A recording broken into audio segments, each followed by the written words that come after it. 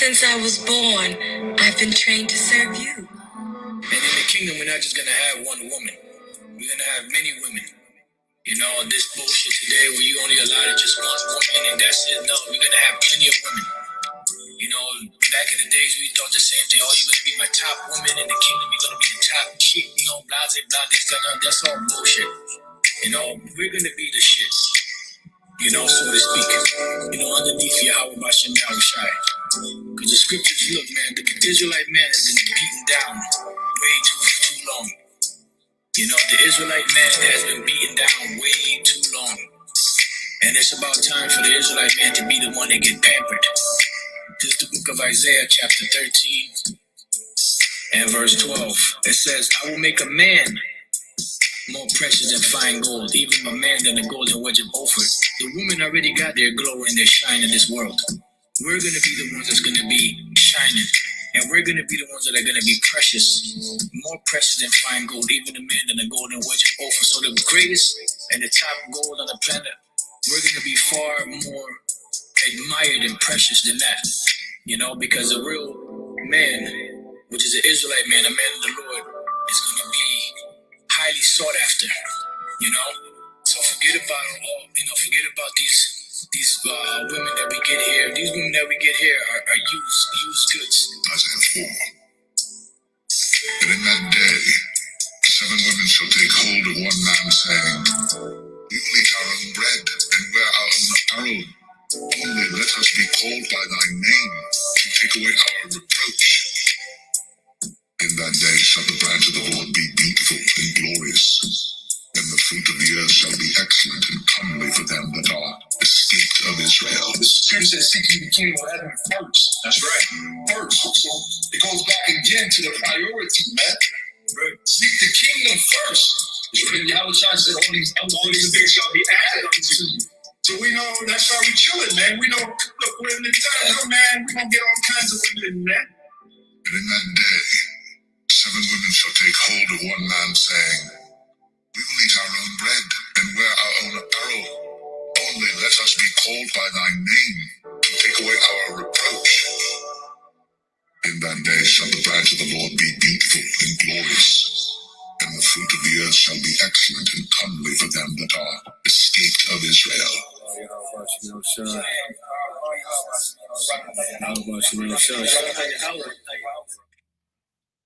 Ever since I was born,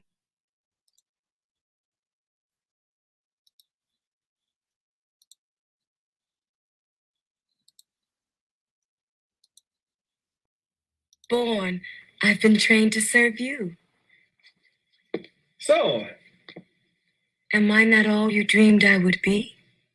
Oh, you're fine. Beautiful. It's just that if we're going to be married, I thought we should talk to each other, get to know each other. Ever since I was born, I've been trained to serve you. Yes, I know this, but I would like to know about you. What do you like to do? Whatever you like. What kind of music do you like? Whatever kind of music you like. Look, I know what I like. And I know you know what I like because you were trained to know what I like. But I would like to know what you like. For instance, do you have a favorite food? Yes. Good. What is your favorite food? Whatever food you like. This is impossible. Listen, from this moment on, I command you not to obey me. No. Are you saying that no matter what I tell you to do, you will do? Yes, Your Highness. Anything I say, you do? Yes, Your Highness. Bark like a dog. A big dog. Hop on one leg. Make a noise like an orangutan.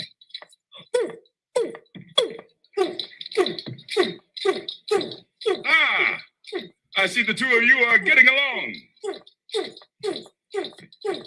Excuse me, Imani, for a moment. All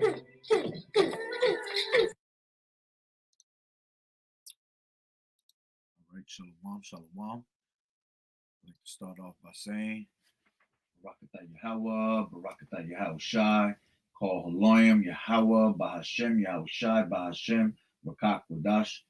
Double honors to the elders and apostles of Great Millstone who well. Blessings and salutations to the hopeful elect that's scattered abroad. The Hakim and the Akwat that's listening in. Yahweh Ratazah, Lord willing that the lesson is edifying. It's the brother Shawab Amawan. Back at you with another lesson. And the title of this lesson is going to be called The Weaker Vessel is an Embarrassment. All right. And this is talking about our women. All right. And what you just seen on the video, all right, was those two videos was basically going into how we're going to go back to being in order, especially you women. All right. You know, you're out of order now, which is, you know, is actually, let me grab that real quick.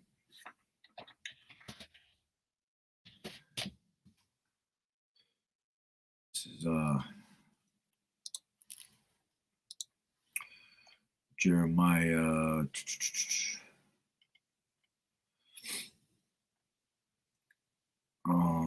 give me 1 second.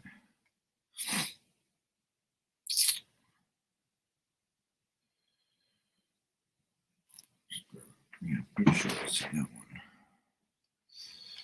All right, which that's a curse that was upon our men. All right, that the woman shall compass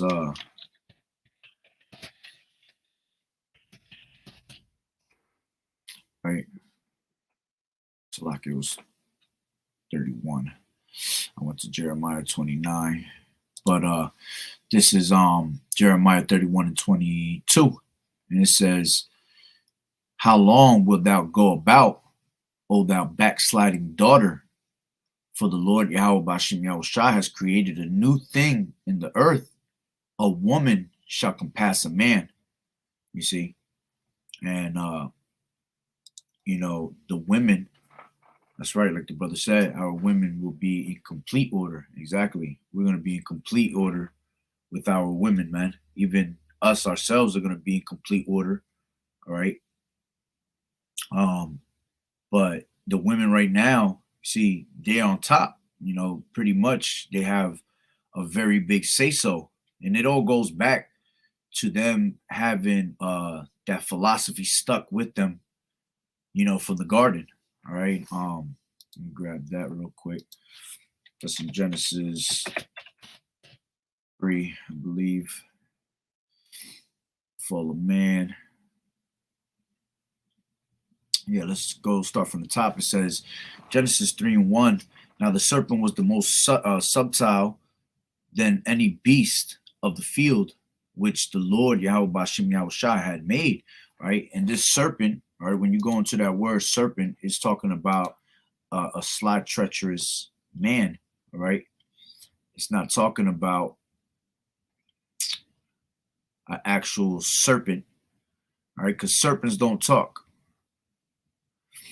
Okay. Which is funny because let me see if it goes into here.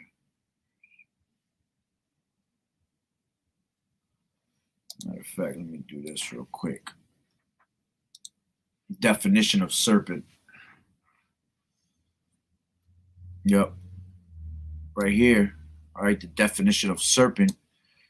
It says a sly or treacherous person, especially one who exploits a position of trust in order to betray it. You see? So this is not talking about an actual large snake. This is talking about a sly, treacherous person. And this goes back to it being Esau. All right. If you are one that follows, okay, we already know that Esau, you know, was the serpent. Okay. He was Esau. He was Cain. All right. And going all the way till now, where he is, you know, that dragon. All right. That beast. So, it's like going back, which I could have almost really thought it said it in here too. Might say it a little bit in a little bit. All right. So it says, now the serpent that was most subtle than any beast of the field, which the Lord Yahweh Bashim Yahushua had made. All right. He said unto the woman, yeah, has Yahweh said, ye shall not eat of every tree of the garden. And the woman said unto the serpent, We may eat of the fruit of the trees of the garden, but of the fruit of the tree which is in the midst of the garden, Yahweh has said, Ye shall not eat of it, neither shall ye touch it, lest you die. All right. And you have to understand that the trees, okay, were considered as people. I believe that's in Mark. Let me get it from my phone real quick. I believe it's in Mark though. Mark 8. I see trees as people, KJV. Yeah, Mark 8 and 24. Right? And it says, and he looked up and said, I see men as trees walking.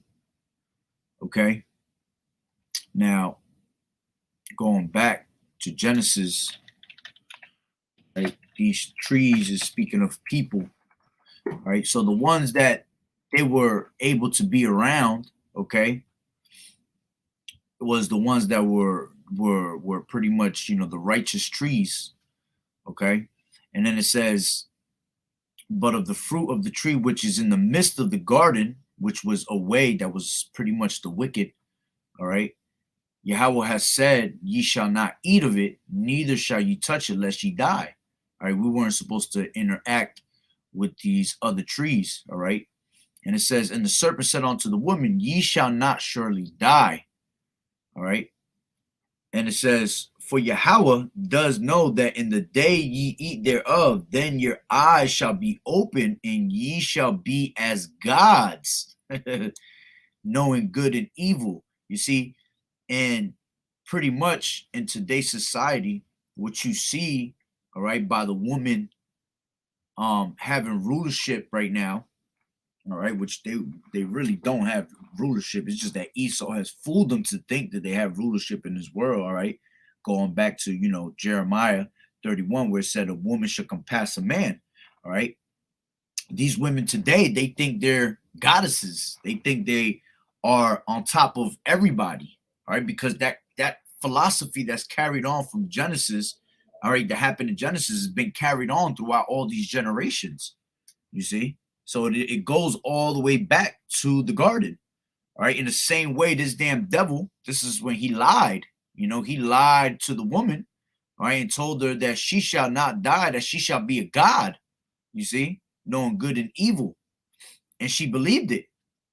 And it says that when the woman saw that the tree was good for food, all right, and that it was pleasant to the eyes, and the tree to be desired to make one wise, she took of the fruit thereof and did eat, and gave also unto her husband with her, and he did eat. All right. Meaning that, you know, the same philosophy that was given to her, she took it in, she believed it, and then she went and gave the same philosophy on to her husband, and he took on to it, you see. And it says, and the eyes of them both were open, and they knew that they were naked, and they sewed fig leaves together and made themselves aprons. All right. And it says, and they heard the voice of the Lord, Yahweh Bashem Yahushai, walking in the garden. All right. Talking about these other, you know, the prophets. Okay. And it says, of the Lord Yahweh Bashem Yahushai walking in the garden in the cool of the day, and Adam and his wife hid themselves from the presence of the Lord Yahweh amongst the trees of the garden, amongst the other people in the garden, you know, tried to blend them with them, right? But they were ashamed, and they knew they were ashamed. So that same, you know, philosophy that was given here is the same philosophy that they're into in today's society, all right? They believe that they are on top. They believe that they're goddesses, okay? They believe that they're queens, all right? Which the word queen goes back to you being, let me grab that real quick. Word etymology online, queen. All right. Goes into being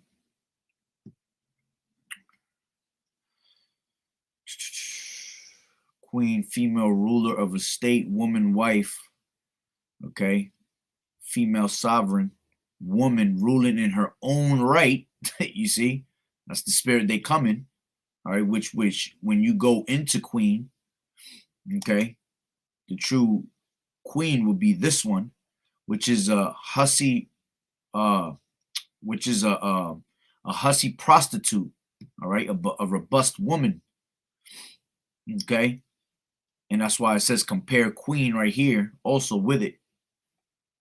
Let me make sure. Yeah, I am. Salakia.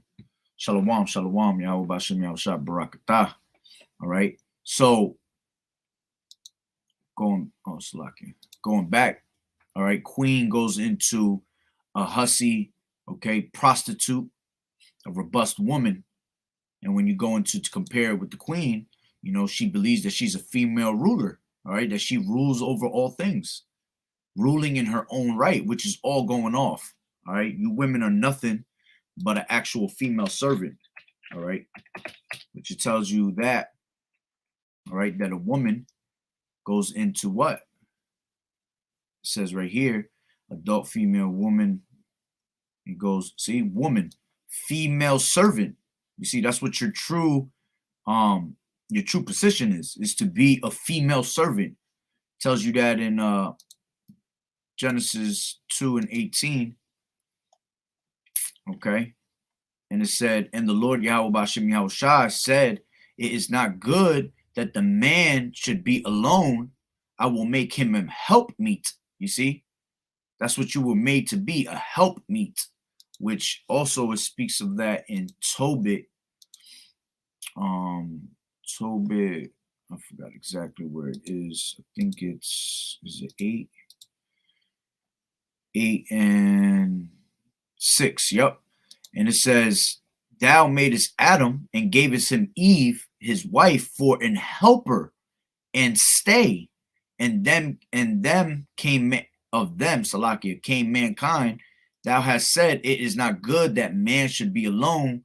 Let us make unto him an aid like to himself. All right. So you were made to be that aid, the helper, that help me. All right.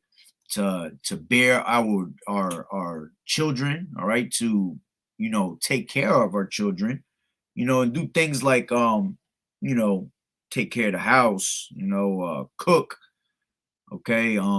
When you go into Proverbs 31, it tells you on what a virtuous woman is, you know, one that does work with her hands, you know, gardening, fixing up food, you know, sewing, things like that. Man, these are the things that you were supposed to do. Okay.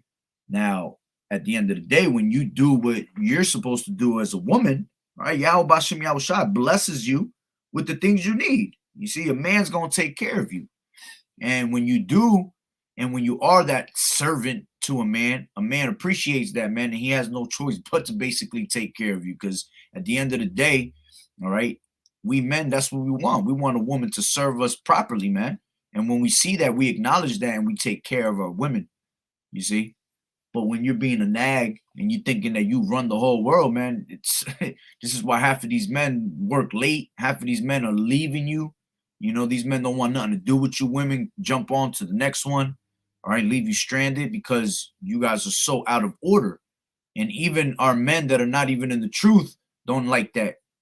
So imagine a man that's in the truth and knows what position a woman should be playing, which she is that weaker vessel and will always be that weaker vessel. All right. Let me get that real quick. That's the title. This is why you're an embarrassment, because you guys think that you literally run everything. You think you're stronger than a guy. You think you could do what a man does. That's impossible. You can never be stronger than the man. You can never do the things that the man does. You could barely change a light bulb in your home, you see? And you want to try to take all power. You know, when the time comes to Jacob's trouble, we want to see you women that thought you had it, you know, that you could do these things better than a man. We want to see you protect everybody. We want to see you go out there and fight off these martial law troops, you know, but you're not going to be able to do it. So it says 1 Peter 3:7, likewise, ye husbands, dwell with them according to knowledge, giving honor unto thy wife as unto the weaker vessel. You see, you're the weaker vessel. And as being heirs together of the grace of life, that your prayers be not hindered. All right. So no matter how you want to look at it, you are the weaker vessel and will always remain that weaker vessel, man. Okay. Now let me get up out of this real quick. See what the brothers got over here real quick. This is Job 39:17. Because Yahweh has deprived her of wisdom, neither has he imparted to her understanding. You see? Absolutely. All right. She has no understanding. I'm about to show you 2 other videos that I have of why you women should keep your mouth shut. All right. Why you women have no wisdom. It shows right before everybody's eyes, man. You women are an embarrassment of the things that come out of your mouth. Okay. This is Ecclesiasticus 25:24. Of the woman came the beginning of sin, and through her we all die. Right. You see? Because at the end of the day, the transgression wasn't in Adam. All right. Which matter of fact, that's in I think it's in 1 Corinthians. Is it in 1 Corinthians 15? Maybe not.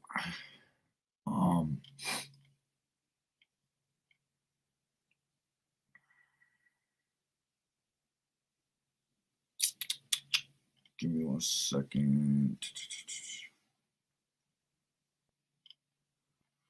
No, it's not. All right, I got it. The transgression was in the woman, not in Adam, KJV. Might be 1 Corinthians, maybe.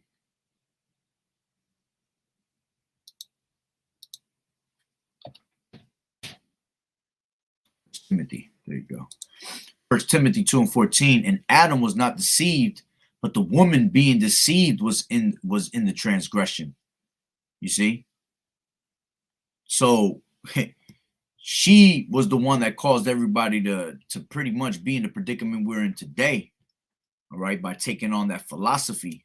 And this is why, like what the brother put, okay, he put, for the woman came the beginning of sin, and through her we all die. And that's absolutely right. Okay. This is 1 Corinthians 11:9. Neither was the man created for the woman, but the woman for the man.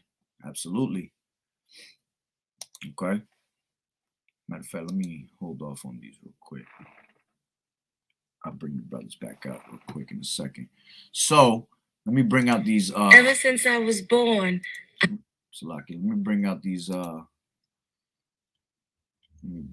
got a few of them actually.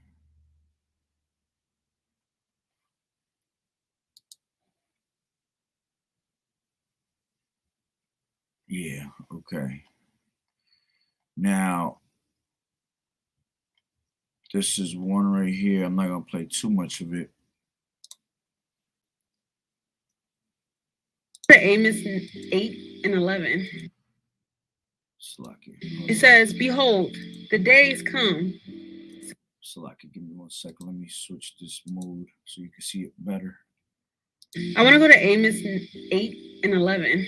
It says, "Behold, the days come, saith the Lord God, Ahia, that I will send a famine in the land, not a famine of bread, nor thirst for water, but of hearing the word of the Lord." So it's going to be a famine of hearing the word of the Lord. You understand what I'm saying? So you know how like we can just go on here at our fingertips and get information. We can go in the Bible and stuff like that. Those days are coming to an end. And you have to take advantage of those times of plenteous. Look at Joseph. It was a time of famine. It was a time of plenteous, and it was a time of famine. You understand what I'm saying? So we have to take time and use this for benefit, this time of plenteous. You understand what I'm saying? Get the book of Jasher, get the book of Jubilees, get the book of Enoch, the Apocrypha, the Bible, the Septuagint. This is pause right there. The way she was coming off completely was already off, because no woman, all right, should be preaching the word, period. All right. But see, that right there, you got a lot of people that'll fall for that stupidity. You see? Go get the book of Jasher, go get the book of Enoch, the book of this and the book of that. All right. That right there. That right there is, man, red flags all over the place. Which red flag, if you ever see a woman preaching and teaching, is a red flag to begin with. All right. Let me grab that real quick. Give me 1 second. Matter of fact, I'm pretty sure one of the brothers might have put it.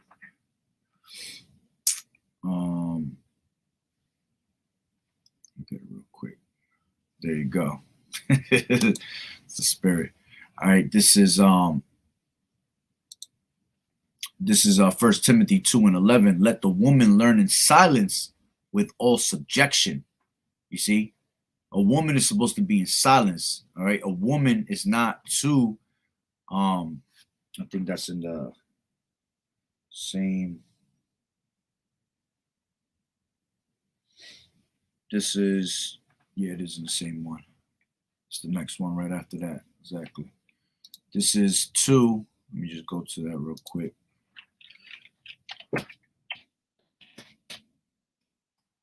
Oops. All right. It says 1 Timothy 2:11, let the woman learn in silence with all subjection. Okay. And it says, but I suffer not a woman to teach, nor to usurp authority over the man, but to be in silence. You see? So a woman is not supposed to teach. Okay. And if any woman has a question or anything like that, okay, you are supposed to what? You're supposed to ask your husband at home. All right. You're not supposed to be dealing with no other men or anything like that. All right. You are to ask your husbands at home. Okay. Ask your husbands at home, KJV. 1 Corinthians 14:35. And it says, and if they will learn anything, let them ask their husbands at home, for it is a shame for women to speak in the church. You see? And going into a church is not talking about an actual church. All right. Where you see all these, crazy ass statues where you got them worship the Caesar Borgia. All right. Church goes into a gathering of people. Okay. So amongst the men, because the true church is the men. All right. Because those are the only ones that are supposed to be preaching. All right. You're supposed to keep silent. Water. Yep, brother, put it up. Okay. Matter of fact, let me grab it. From there, it says, let your women keep silence in the churches, for it is not permitted unto them to speak, but they are commanded to be under obedience, also saith the law. It says, and if they will learn anything, let them ask their husbands at home, for it is a shame for a woman to speak in the church. Okay. So this is this is one of the biggest things that you have a problem with. It's like you can't control your inner demons. All right. So it's like you have to go out there and say something. And you see this a lot on social media.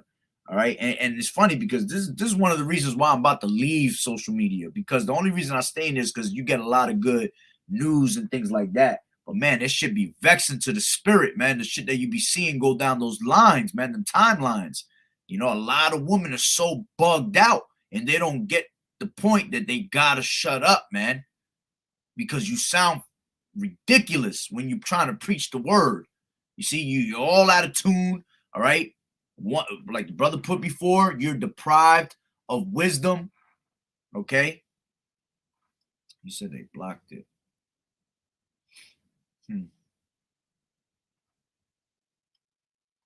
Anyway, so you're deprived from wisdom, okay?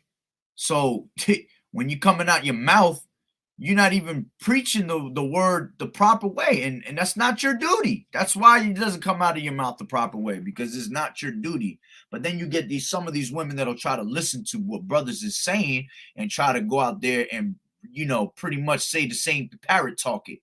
All right, let me repeat what he said.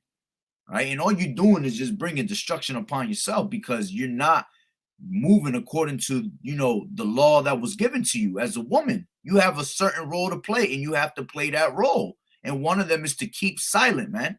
All right, you're not supposed to back talk with no man, okay? Especially a lot of these women that have they have profiles on social media, and then they got men at home.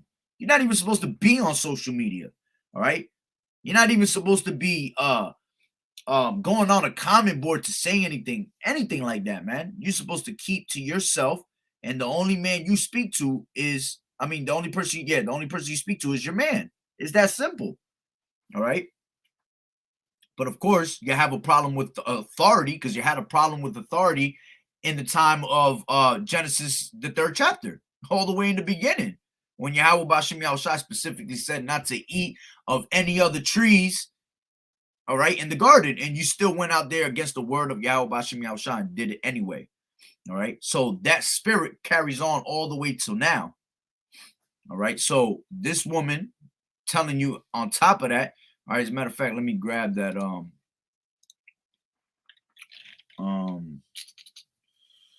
what did I want? Isaiah 34 and 16, and it says, seek ye out of the book of the Lord, Yahweh Bashim Yahushua, and read. No one of these shall fail, none shall want her mate, for my mouth it has commanded, and his spirit is gathered them, and he has cast the lot for them, and his hand has divided it unto them by line. They shall possess it forever, from generation to generation shall they dwell therein. All right, and this is talking about the scriptures, man, the Bible. All right, the 1611 Bible is the one you should have because it has the Apocrypha. But if you don't have it, you can have the King James by itself, but then you got to buy the Apocrypha to go hand in hand with it. Why? Because the Apocrypha, all right, which means sent away hidden, was originally part of the scriptures. Okay, and if you get the 1611 version, it already's in the scriptures. All right, to show you that that was part of the scriptures, but it was taken out by the Bible Destruction Group, which I believe it was in like forgot exactly what year, 1856, something like that. Okay. Could be wrong on the date, but it was taken out by the Bible Destruction Group. Why? Because of the history that's in it. All right. The first says you got Second Ezra that speaks about how America's gonna be destroyed, man. There's a lot of knowledge and wisdom in there. All right, it's a very heavy book. Okay. But she wanted to tell you to go out there and what? Go listen to the book of Jasher, to the book of Enoch. All right, these are all books that have nothing to do with the scriptures, man. It tells you that in Ecclesiastes 12. All right, and it says, further by the 12 and 12, and further by these, my son, be admonished of making many books, there is no end, and much study is weariness of the flesh. All right, these other books, okay, you making you going into different books that have nothing to do with the scriptures, so there's gonna never be an end. All right, and a lot of these books they come from Esau, his damn self. All right, and they're made to what? To throw you off, to keep you, in that bugged out state of mind, and then you think that you have all this knowledge and you really don't. You just bugging yourself out, which, like this next video. All right, let me go into her real quick. I had enough for her the first 50 seconds. She kept going in and she was just talking crazy. All right, but it was just an example. Okay, another one would be this one,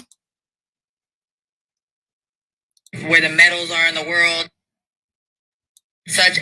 Give me a second, let me so you guys can get a better look.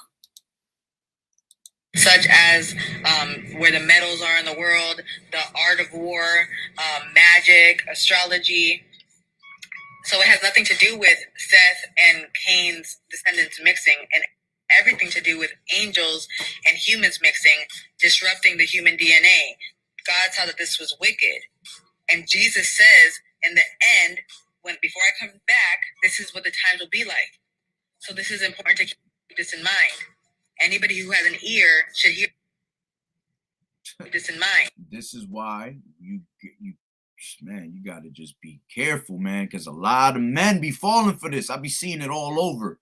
I see men that'll be liking it, giving her props, con sis, and I just be like, oh man, like the brothers be all put right here, man. All these brothers put it right here. Each and one of them vexed through the spirit. You see, and like this brother put right here, all right, a lot of chicks drunk on that book of Enoch doctrine, all right, the how do you say Septuagint, all right, all that bugged out, man. And why? Because you women want to dive into these different books and you're trying to gather all this different, knowledge from this book, knowledge from that book, this book, that book, and you're trying to put it into one book, one paragraph, man, and explain it all in one, and you can't, because the scripture, like it said, it shall not want her mate. These scriptures go with no other book other than itself. Everything you need to know is right in these scriptures, man.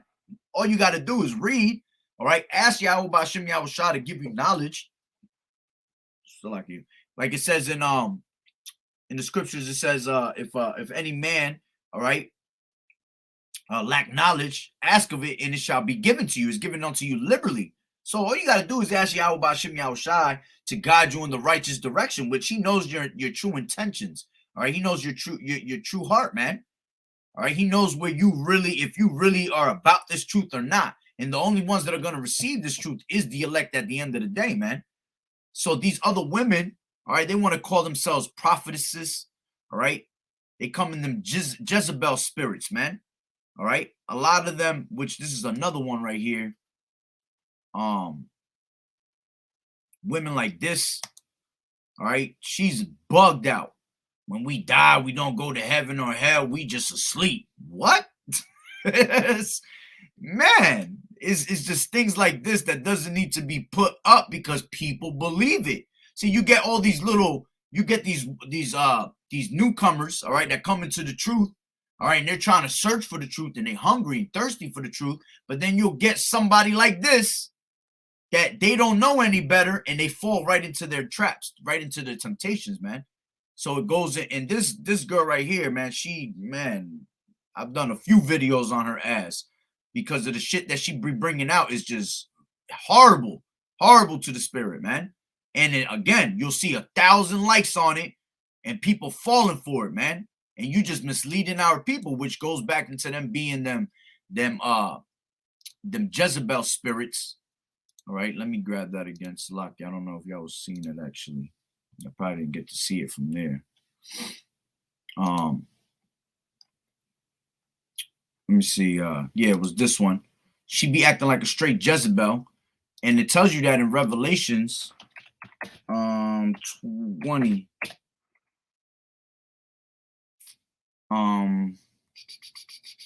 Give me a second. Is it 21? I mean, no, is it 20?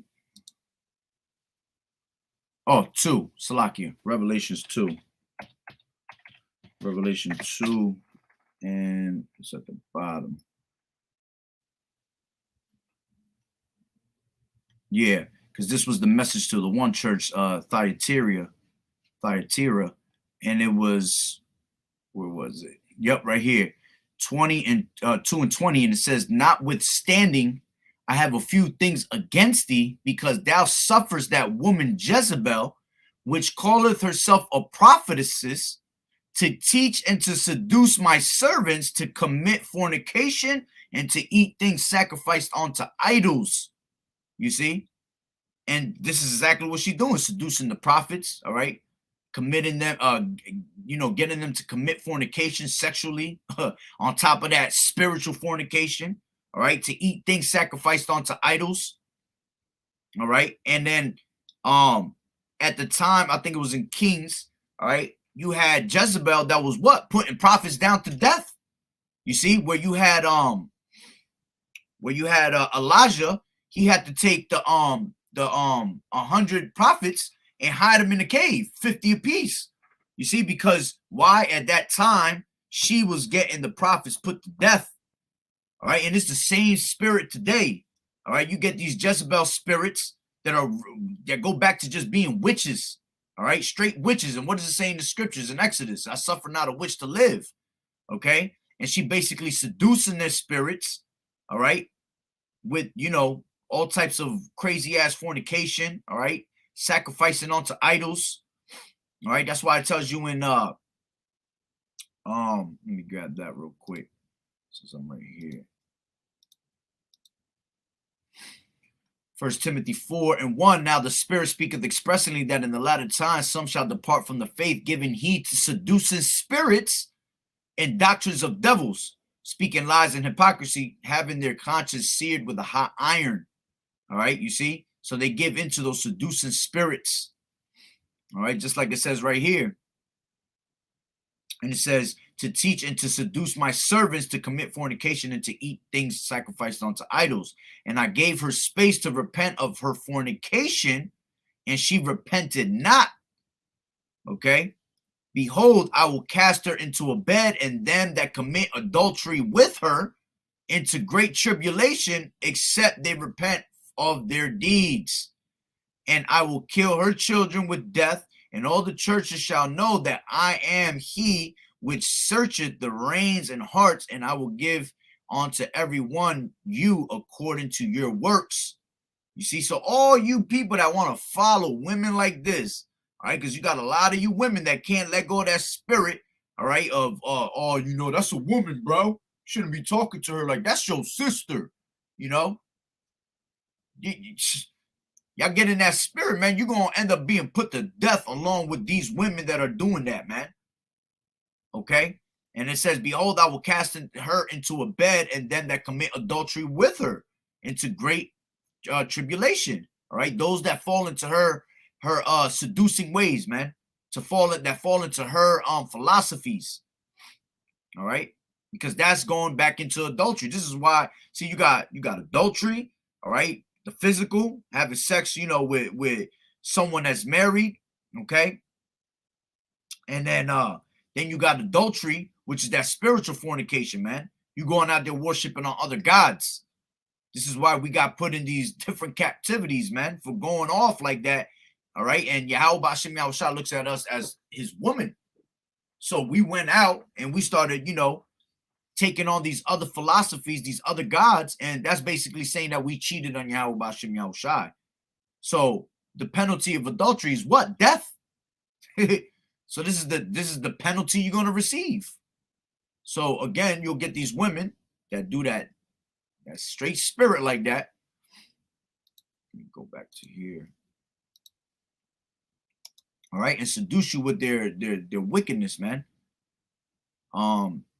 And now this is the other one I want to play.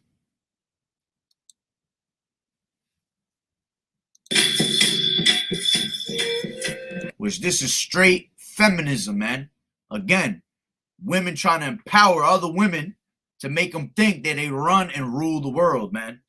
All right, this is one of these new series that came out on what's that called that I got Amazon Prime.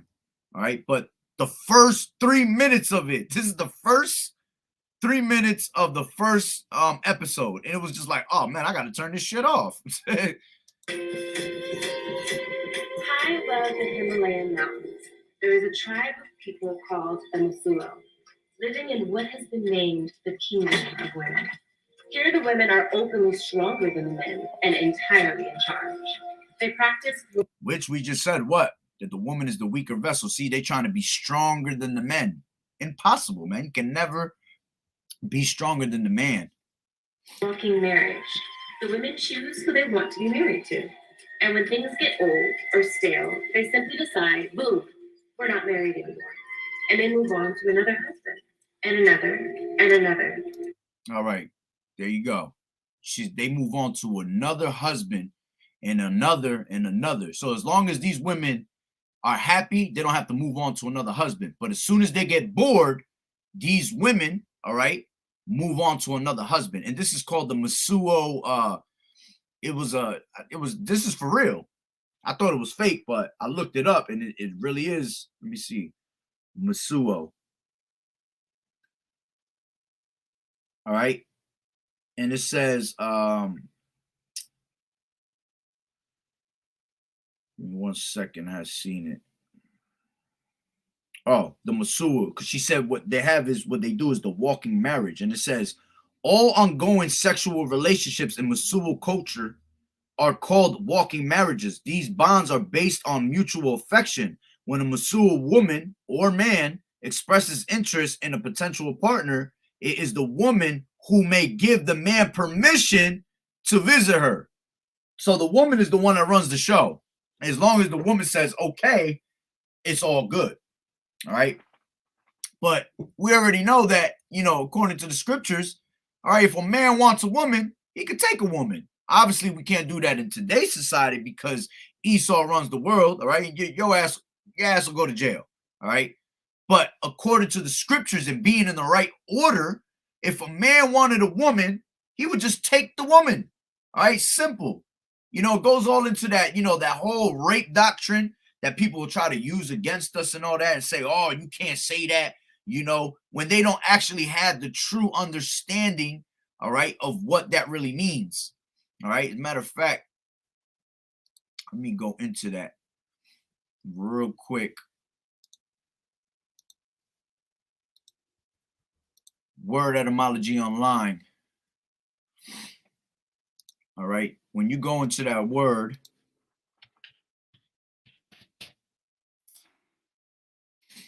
okay, it says forceful seizure. It says act of snatching by force, robbery, extortion. Okay. I know there's more too. Act of abducting a woman or sexually violating her, or both. Okay, because see, this word today's society, they have a different meaning to it. You see, the one that do some shit like that is Esau. He do it the wrong way. All right, Esau has put a different type of definition to that word. But see, the true meaning of that word is just to take by force. Okay. Matter of fact, back in the days, they had what you called if you read, I think it's I'm trying to remember exactly where it is. It was with Benjamin. Give me 1 second. They had back in the day what you would call, it was in Judges, I think it's in 9th chapter. Let me see real quick. Nah, maybe 21. Judges 21. Because back in the day, they had what you call wartime sexual violence. Okay. And what happened was when they wanted, what they were supposed to do is they were supposed to kill off the men.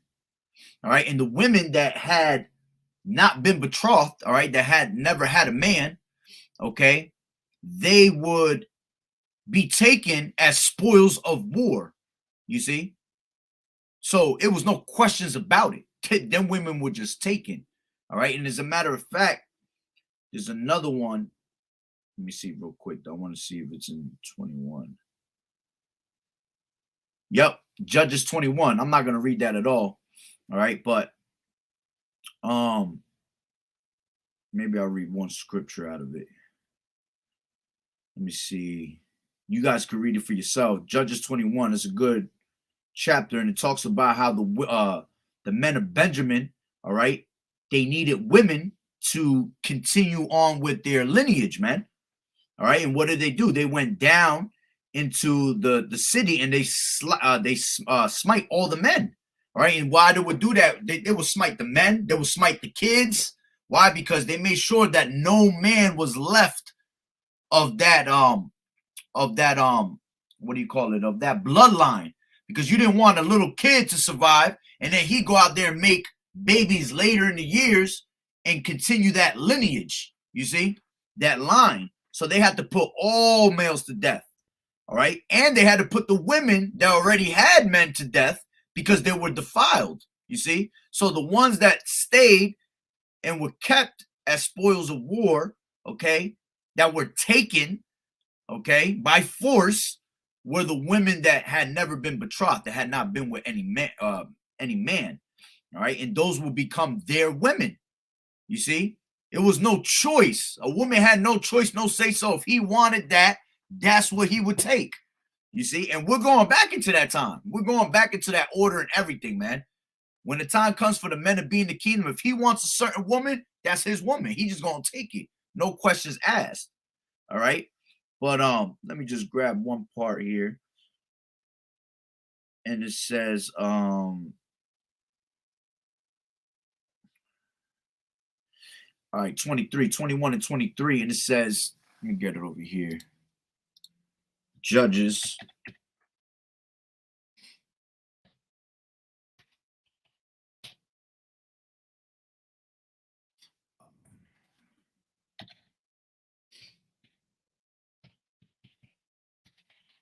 Judges 21 and 23.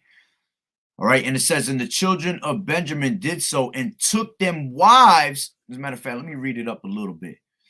20. It says, therefore they commanded the children of Benjamin, saying, go and lie and wait in the vineyards, and see and behold, if the daughters of Shiloh come on out to dance in dances, then come ye out of the vineyards and catch you every man his wife of the daughters of Shiloh, and go to the land of Benjamin.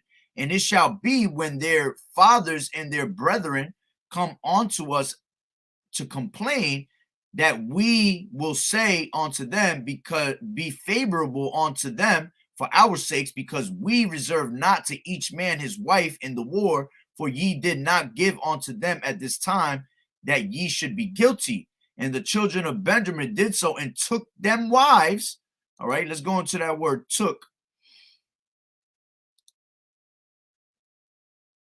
All right, it says to carry, take away, carry off.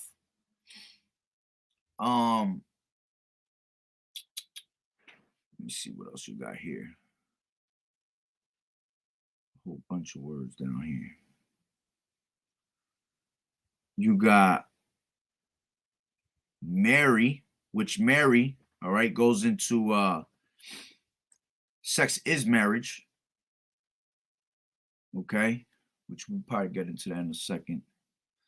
I'm just trying to see if I see a certain word here. Let me see. Oh, there's no root word here neither. All right, to carry, take, supports, take away, carry off. Let me just read these carefully. To be taken away, all right, be carried off.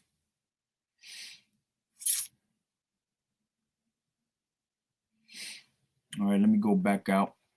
Let's see, keep reading. See if there's another wording. And it says, and they took them wives according to their number, and them that danced whom they caught, and they went and returned unto their inheritance, and repaired the cities and dwelt in them. All right. Let me see if it says it somewhere else too. I know there's another part where it says they take the wives.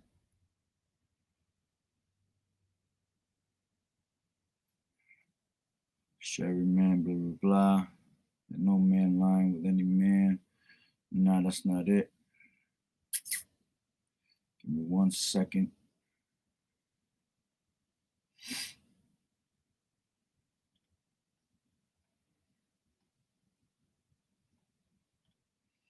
I know there's another one. I feel like I'm just passing over it. But let me see. All right.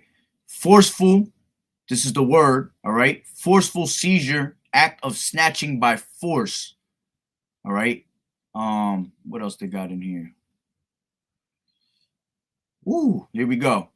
All right. Another one. It says seize, prey, abduct, take and carry off by force.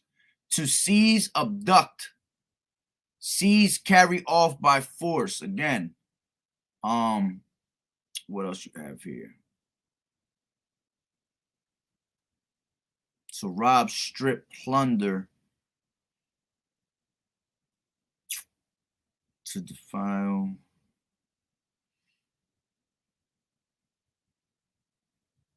See, this is the word, the definition that Esau uses in this time. You see? This is when we say this doctrine, this is what people put in their heads. Oh, how can you say that? How can you say that? That's wrong. But that's not what we're talking about. See, we don't handle things like that. Men of the Lord, they're not about to handle things like that at all. You know, we don't handle anything the way Esau handles it. All right. But what its original definition was to seize, prey, abduct, take, and carry off by force. All right. And that's what they did here. All right. They took the wives that they wanted. Okay. And it said what? And they took the wives, and it says to carry, you see? Carried off, take away. All right, so that's what it simply meant. When we bring out that doctrine, that's exactly, as a matter of fact, another one will be in Deuteronomy. Deuteronomy, I think it's 22. 22 and 28. Yeah, it says, if a man find a damsel that is a virgin, which is not betrothed, and lay hold on her and lie with her, and they be found, then the man that lay with her shall give unto the damsel's father 50 shekels of silver, and she shall be his wife. And because he has humbled her, he may not put her away all his days. All right. So again, if a man found a certain woman that he wanted, she was not betrothed, man, he could just take her. He could lay with her, and that would be his woman. You see? Which there was something I was about to say off of that. Oh yeah, and what would happen is you would have to pay the father 50 shekels. You know, it was a certain way to, you know, if you got caught with her, all right, you had to, you know, give her those 50 shekels, the father. And another one is in, I think I got it in my notes. Give me 1 second. Is in I was reading it earlier. Oh yeah, it's in 1 Corinthians. 1 Corinthians, oops, 1 Corinthians 7. It's somewhere at the bottom.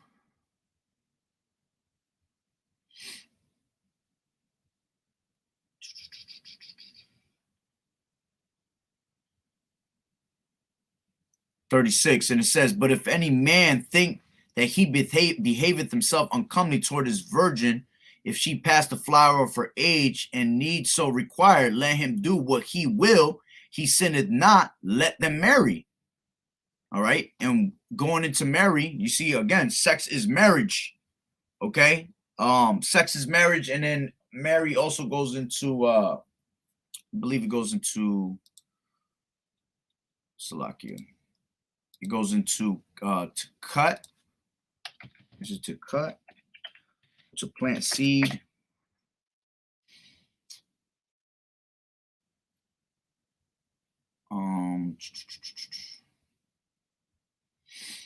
Here we go.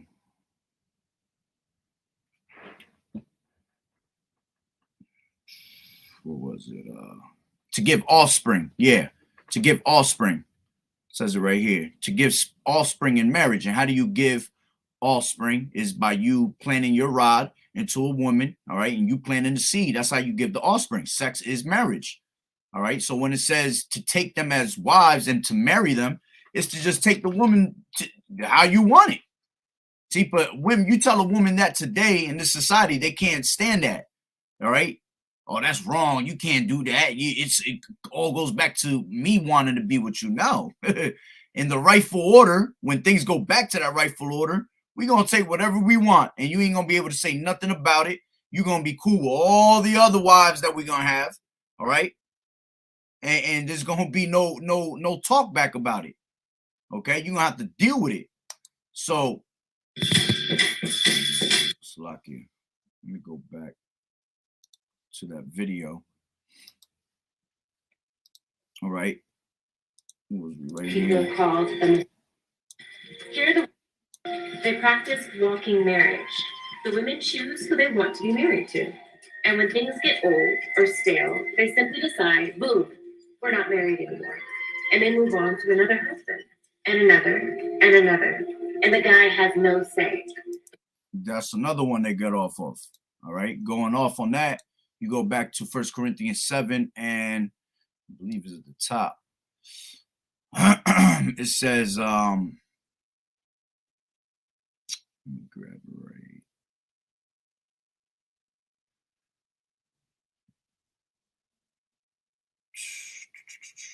Where it says a woman's not allowed to leave her husband unless he die. I think it's at the top.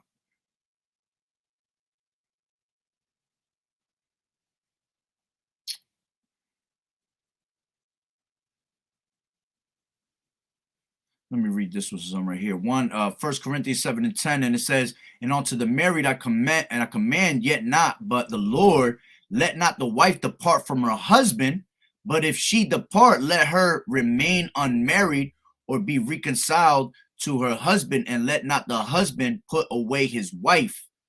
All right, because again, a woman is supposed to be with one husband. All right, the man, honestly, he's supposed to be the first one that you gave your virginity to. So if you know, and this is why most women are pretty much defiled in today's society, because no woman has stayed with the first man that they ever been with. All right, it is very, very rare. You might find one here and there, and that's just like finding diamonds on the floor, you see. But for the most part, most of these women have been with more than one guy, and that makes them defiled, because they're supposed to be with one man, all right, for the rest of their life, unless that man dies, all right. And if that man dies, all right, they're supposed to actually go on to their brother, all right, not their brother, the husband's brother, okay, and he's supposed to take over and have the kids with her to continue that legacy. So if she didn't have any kids with that husband that died, she's supposed to move on to the brother, and he's supposed to continue on the legacy. Now, if her brother didn't want, Salaki, if his brother didn't want to be with her, she will have to take him in front of the elders, okay? And she will have to tell them, and I forgot exactly how it goes, but she was able to spit in his face and damn, what was it? Spit in his face and loose her shoe. I think that's exactly what it is. Spit in his face and loose her shoe. Let me get that real quick. And if the brother take her not, she will spit in his face, KJV.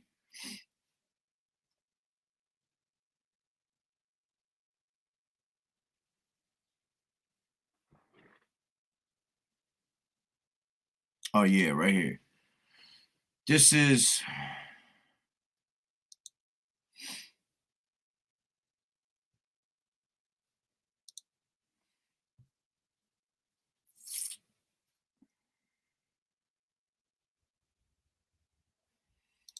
all right, and it says, and if this is Deuteronomy 25:7, and if the man look not to take his brother's wife, then let his brother's wife go up to the gate unto the elders and say, my husband's brother refuses to raise up his brother a name in Israel. He will not perform the duty of my husband's brother. Then the elders of his city shall call him and speak unto him. And if he stand to it and say, I like not to take her, then shall his brother's wife come unto him in the presence of the elders and loose his shoe from off his foot and spit in his face, and shall answer and say, so shall it be done unto the man that will not build up his brother's house. You see? So the only way, all right, that you can move on from another man is by you having a dead husband. All right. Matter of fact, which is it? It's in one of these right here. This might be 23. 21. Salakia. 1 second.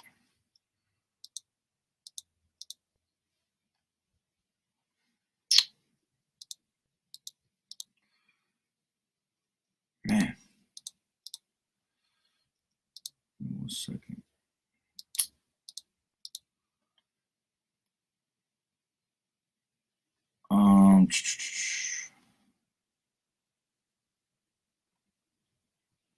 Let me hold that real quick.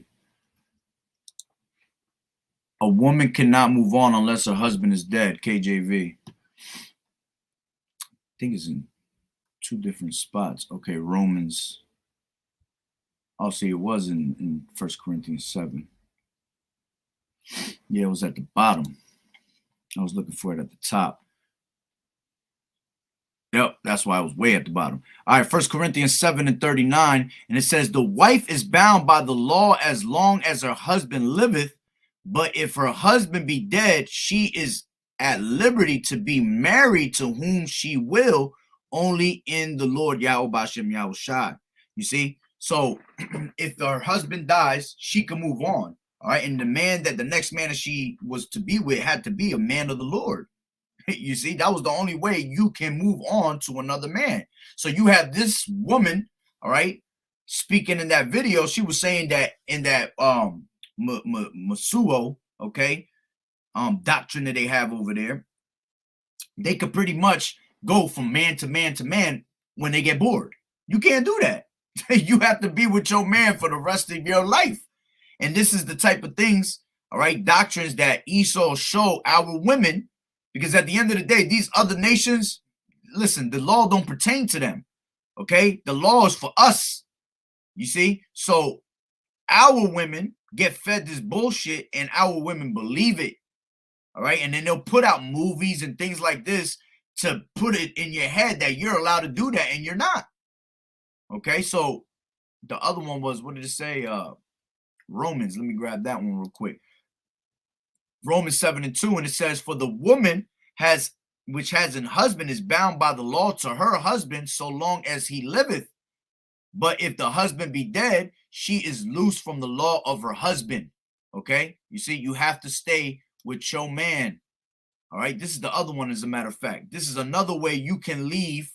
Okay, it says Deuteronomy 24:1, when a man has taken a wife and married her, and it come to pass that she find no favor in his eyes because he has found some uncleanness in her, okay, let him write her a bill of divorcement and give it in her hand and send her out of his house. You see, so if a man gives you that bill of divorce, okay, and tells you he don't want you no more, you can leave. All right, now you can move on to another man. Okay, but it says, and when she is departed out of his house, she may go and be another man's wife.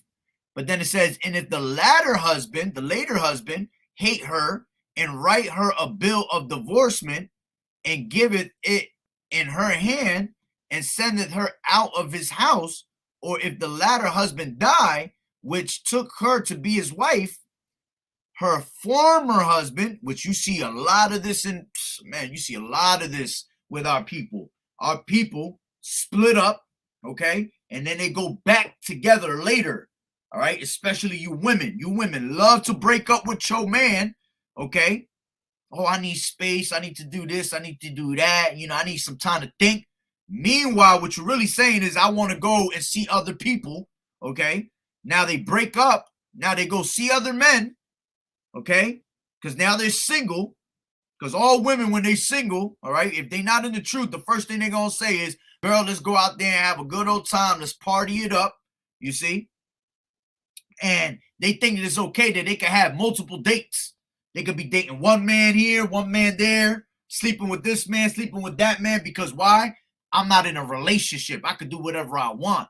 I'm just testing out the waters. Well, while you doing that, you defiling yourself, all right? So what happens is later on, when your ass get bored, all right, or these other people that you've been sleeping with can't provide you with what you need, you tend to go back, all right? Because why?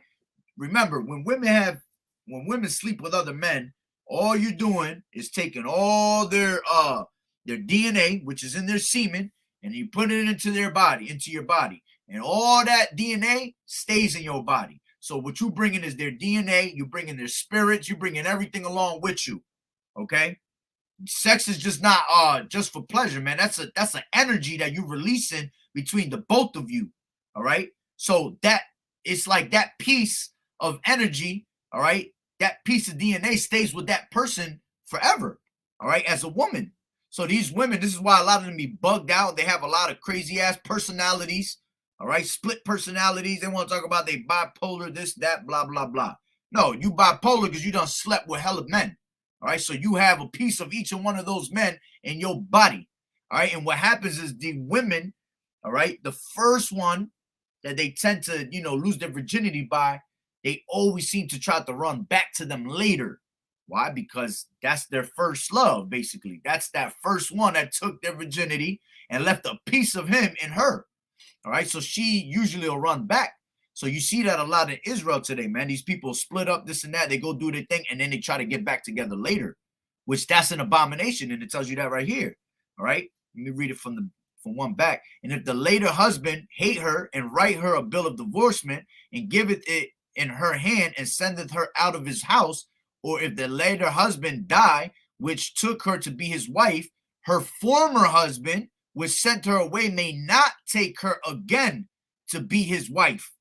After that she is defiled, okay, and for that is an abomination before the Lord Yahweh Bashim Yahushai, and thou shalt not cause the land to sin, which the Lord Yahweh Bashim Yahushai, thy power, giveth thee for an inheritance.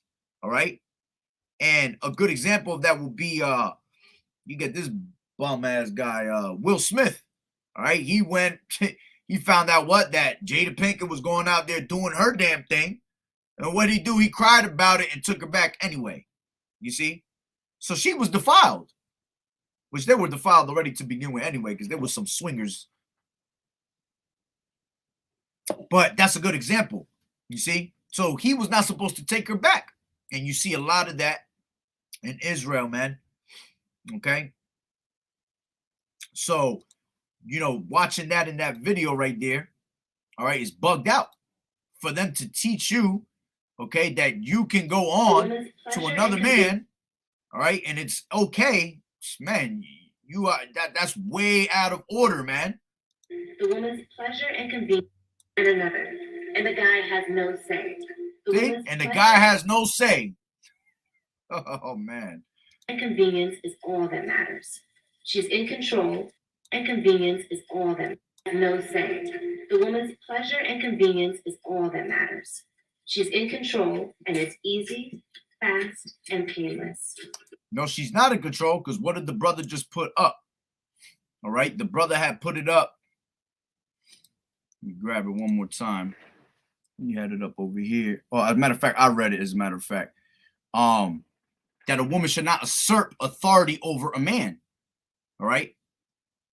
When you go into that word, let's go into that real quick.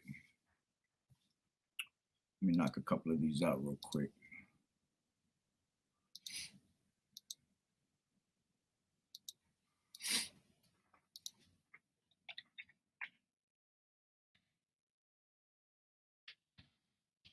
Slovakia. That word usurp. Usurp goes into one who with his own hands kills another to or himself, one who acts on his own authority. All right. See, an absolute master to govern, exercise dominion over one. See, this one right here and this one right here. All right. They try to establish their own authority, thinking that they run things. They try to govern and exercise dominion over a man. All right, which beautiful, dominate. You see, they try to dominate you by telling you it's what I say. Well, if you don't do what I say, you ain't getting no box from me. Well, then take your little funky ass box somewhere else, you know. And our men will fall for that. Our men, because they can't let go. Remember, our men have become effeminate. Our men that have no cojones in these days, man. They actually stand behind their woman. All right, instead of them standing in front of their woman and the woman standing behind. All right, the woman in this day tells them what to do instead of the man telling the woman what to do. And that's all because of Esau's philosophy, the things that he has showed our women, all right, showing them that they can pass over a man, all right, that they're stronger than a man, and then showing our men that you have to respect the woman, okay? Yeah, to a point, you do got to respect your wife, you respect your woman, when she's in order. If she out of order, what is there to respect? You know what I'm saying? You get tossed to the curb for that. You see? And then when you get a real man that don't like to be trampled over, all right, and you over there trying to be the man, when the man is the one that has, you know, pretty much the, you know, the whole package down there, all right, you trying to act like you got one. I was going to say it in a whole nother way, but keep it clean, I guess. All right. So you want to act like you got the package. All right, that's going off, man. So then when a man whoop your ass, all right, or put your ass in place, you want to cry about it. Oh, he put his hands on me. You know, he should have did this. but you going off. You over there trying to tell him what to do when he the man of the house. All right, because that's what the word husbandman goes into. Husbandman goes into, let me go into that real quick. Word etymology online, husbandman.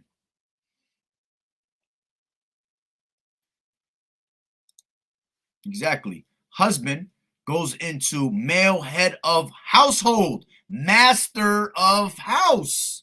You see?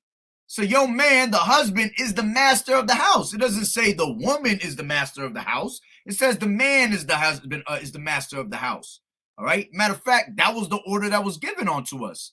All right. When you go to, what is that? First Corinthians 11. 1 Corinthians 11:3. And it says, but let me go up to 2. It says, now I praise you, brethren, that you remember me in all things and keep the ordinances. See, this is your order as I delivered them unto you. But I will have you know that the head of every man is Hamashiach, and the head of the woman is the man. You see, the head of the woman is the man. Why? Because the man was created before the woman. All right. And the head of Hamashiach is Yahweh. All right. Another one that puts that in place is Genesis 3 and I think it's 18, 16. And it says, unto the woman he said, I will greatly multiply thy sorrow and thy conception. In sorrow thou shalt bring forth children. And this is why you women have pain when you having kids, when you have your, you have your period, all that. All right, that's the curse that was put upon you. And it says, and thy desire shall be to thy husband, and he shall rule over thee. You see? So man is to rule over the woman, and the woman is the weaker vessel, and it's supposed to be a servant, okay? A female servant. That's what the word woman means, all right? But in this society, you want to take control of everything, and this is why everything is all out of course, man, all out of order, all right? Because you women trying to run something. So going back to assert, all right, to act one who acts on his own authority, all right, y'all try to establish your own authority, to govern, exercise dominion over one, all right, you try to take dominion over a man, and you're not supposed to do that, man. All right, so going back, Salakia, man, I keep doing that. Salakia, if you couldn't see it. All right, to govern, exercise dominion over one, okay, and one who acts on his own authority. All right, husbandman meant what? Master of house. Okay, 3:16 Genesis said that thy desire shall be of thy husband, and he shall rule over thee. All right, so man is the one that rules over you, man. And the other one was 1 Corinthians. Salakia, just in case y'all didn't get to see it. I normally just leave it on the one mode, but because I'm showing the video, I want the whole video to show. The other one was, but I will have you know that the head of every man is Hamashiach, and the head of the woman is the man, and the head of Hamashiach is Yahweh. All right. So the head of a woman is the man. It's never going to change. What does it say in the scriptures? Yahweh Bashim Yahushua changed not. You see, he never going to change. All right. He keeps it the same way he kept it from the beginning. All right. And that's why I also says Yahweh shot today, Yahweh shot tomorrow. Okay. It don't matter. Yahweh shot and Yahweh never change. This doctrine doesn't change. This doctrine is going to be the same doctrine. All right, forever and ever and ever. Okay. Matter of fact, there's a scripture. What does it say that? I think that's in Baruch. Is in Baruch.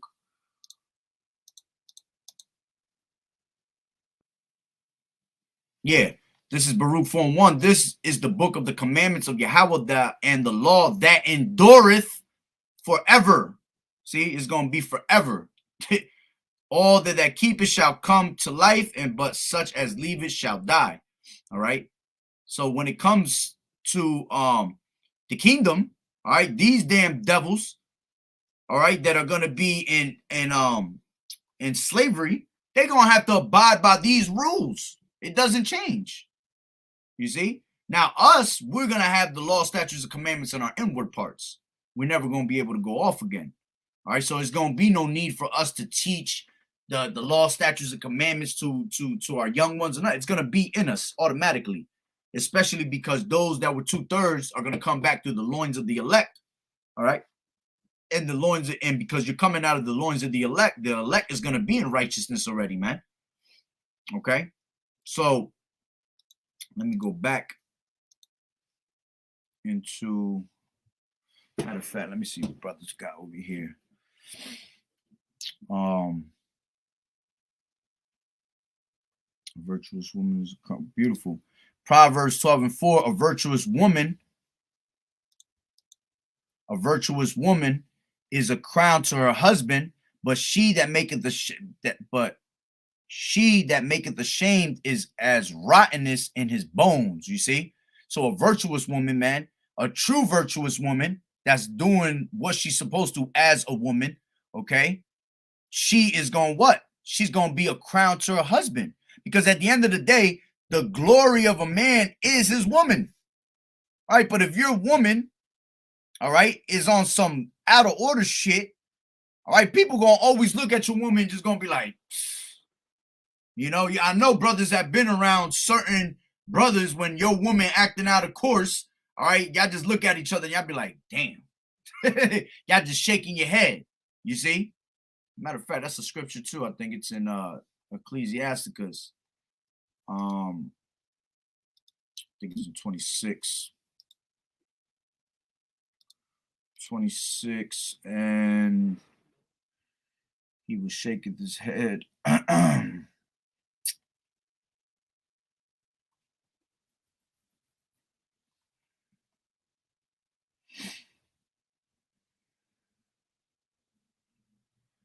He was shaking his head. Might be 25.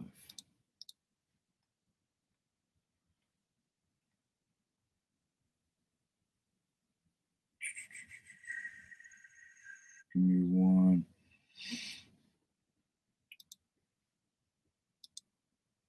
And he was shaking his head toward his woman, KJV. Nah, that's not the one I'm looking for. I forgot exactly how it goes. It's got to be in Second Ezra's. I mean Ecclesiasticus.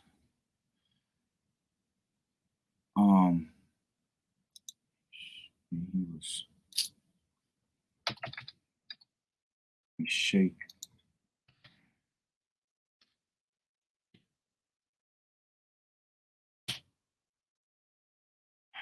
See if I do it this way.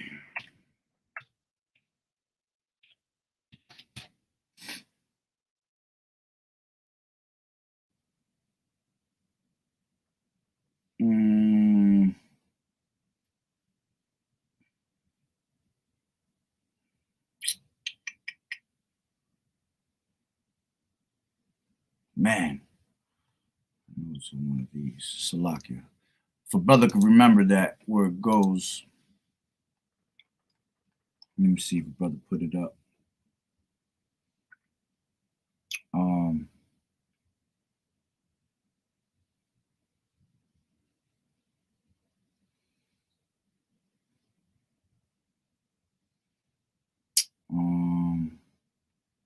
Yeah, but there's a certain scripture, man. I can't remember where it was.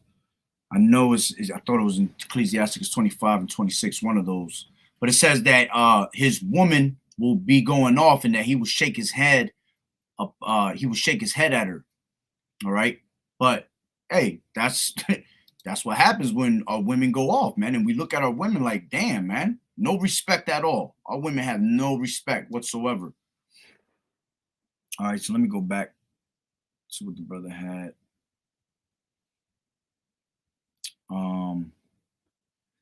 He said Eve deserves a red flag. Yeah, the Esau targets the man.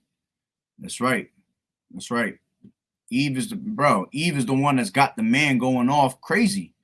Because why? Our men, all right, see, like the women say, they run the world, and they run the world with what? That box they got. See, our men are so caught up in the box, acting like they can't go find another box somewhere else. Box all over the world, man. You know, there's all types of women all over the world. And remember, there's more women than men on earth. All right, that's why a lot of these 2/3 that are gonna go is gonna be women, because you women, all right, are the majority. You're the majority of the population. All right, and this is why, another reason why men were created to have multiple wives. Okay, that's why there's so many women out there today. But again, you can't tell a woman that. All right, they look at you like you crazy. Matter of fact, let me grab that. That's in Deuteronomy. Deuteronomy, what is it, 21? Is it Deuteronomy 21 or Exodus 21? Matter of fact, let me just do that instead of looking for it. And if a man take another wife, KJV, it might be Exodus. Yeah, Exodus 21. And it says, Exodus 21:10, if he take him another wife, her food, her raiment, and her duty of marriage shall he not diminish. So if you take yourself another wife, you're not supposed to put away your other one.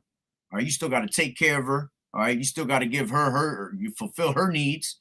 All right, you know, giving her that, you know, that thing. All right, she got to do the same for you. You got to give her her food, her raiment, all that, man. All your duties as a husband, all right, does not diminish. You have to take care of your wives equally, each and one of them. All right. Now, it's up to a man if he wants to have multiple wives or not. In today's society, we tell brothers it's wise that you don't have multiple wives, because you be having these brothers nowadays, they be like, oh, well, you know, I'm about to have me 3-4 wives now. Well, it really ain't the time to be doing that because we in Esau's world, all right, and women have an upper hand on you, man. You want to do that when these women are in order. That's why a lot of brothers is waiting instead to have a woman, okay, in the kingdom than to have a woman here, because you having that woman here just make you lose focus. All right, then you got to worry about her nagging ass. All right, unless she's a straight virtuous woman and she knows her part and she knows her duties and she know how to keep silent, then hey, more power to you. You see, call hello and Yahweh Bashim Yahweh Shah that you got a good wife. Very rare though. All right, so you know, not only that, there's many different accounts where it shows you, you know, Jacob had 4 wives. All right, you had King Solomon had 700 wives and 300 concubines. All right, so many different accounts in the scriptures where it shows you that men had multiple wives. So we are to have multiple wives, man, whether these women like it or not. All right, going back, Ecclesiasticus 26:15, a shamefaced faithful woman is a double grace, and her countenance and her and her continent mind cannot be valued. You see, so a woman that's shamefaced and faithful to Yahweh Bashim Yahweh Shah, man, that's a double grace. All right, it's nothing to be compared to, because that woman is in righteous order, and that's what we want. This is Ecclesiasticus 42:11. Keep a sure watch over a shameless daughter, lest she make thee a laughingstock to thine enemies, and a byword in the city, and a reproach among the people, and make thee ashamed before the multitude. Beautiful. You see? So you got to watch how these women are, man, because when they shameless and they out of order, man, they an embarrassment. All right, going back to the weaker vessel is an embarrassment where people laugh at you, man, and it is embarrassing. And people think it's funny, and it's not, because if you were doing that back in the ancient world, you get put to death straight up. You know what I'm saying? You could not talk back to a man back in those days, man. You see, the women, let me put you on. The women back in the 60s and 50s were more in order than the women are today. See, the women today are just gone completely. But see, you had the women back in the day that they were more in righteous order with, you know, serving a man. They dressed properly. You see, they weren't dressed up in little skirts and showing their skin and all that. All right. They were, you know, it tells you that in the scriptures. A woman is to dress a certain way. All right. Modest apparel, KJV. All right. 1 Timothy 2 and 9, it says, in like manner also that women adorn themselves in modest apparel with shamefacedness and sobriety, not with broidered hair or gold or pearls or costly array. You see, this is how you women are supposed to dress up, in modest apparel, which there's a whole doctrine of these women that'll try to make a justification for the things that they wear and say that modest apparel is not wearing pants. You see? I mean, Salakia, that it is, how did I say that? They'll try to justify that wearing pants, okay, is okay. That's pretty much still modest apparel. Why? Because it's covering up their skin. No, you're not supposed to wear pants. All right, because it tells you that in Deuteronomy. All right. Where is that one at? The man should not pertain to what a woman. The woman should not wear pertaining to a man, KJV. All right, this is Deuteronomy According 22. to Bible, King James Version. So lucky. 22 and 5, and it says, the woman shall not wear that which pertaineth unto a man, neither shall a man put on a woman's garment, for all that do so are abomination unto the Lord Yahweh Bashem Yahweh Shai. All right. And then you'll get these women who'll say, well, pants, it's covering up your body parts, you can't see it, but that's still a man's garment. If you look up at the history of pants, all right, which I did a lesson a couple months back on that, like 2 months back. All right, when you go into pants didn't come out to how was it? I think the pants didn't come out to the 30s or something like that, the 40s, and it said that it was made for man. It was just made. Men were the only ones that had pants. Women back in the day, they used to wear them long dresses, big ass dresses. They would have those tummy tuck things that they wrap around their stomach, bustiers and things like that. All right. If they were cold, they would have, layers and layers of stockings on, whatever. You did not see women wearing pants. All right. You started seeing women wear pants. It was a little bit before the 70s, but it started becoming real popular around the 70s and the 60s, around there. All right. Then you started seeing women wearing these bell bottoms and shit like that. All right. Because Esau started bringing it out more and more, you see, to the point where they thought it was normal to wear these pants, and they're not. All right. That's a man's garment. A woman is supposed to wear long dresses. All right. You're not supposed to wear no little ass skirt where you can pretty much see your ass cheek. All right. But you're supposed to wear dresses that go down to your ankles, that cover your body, man. All right. You might be able to get away with one that has, like, goes up to the knees. All right. But that's how a woman is supposed to dress up. That's modest apparel. All right. And then it says with shamefacedness and sobriety. All right. They're supposed to be, sober. Okay. Not with broided hair. All right. You got these women, they got bugged out hair. All right. Dreads, shit locks in their head. They want to paint their head like an Easter egg.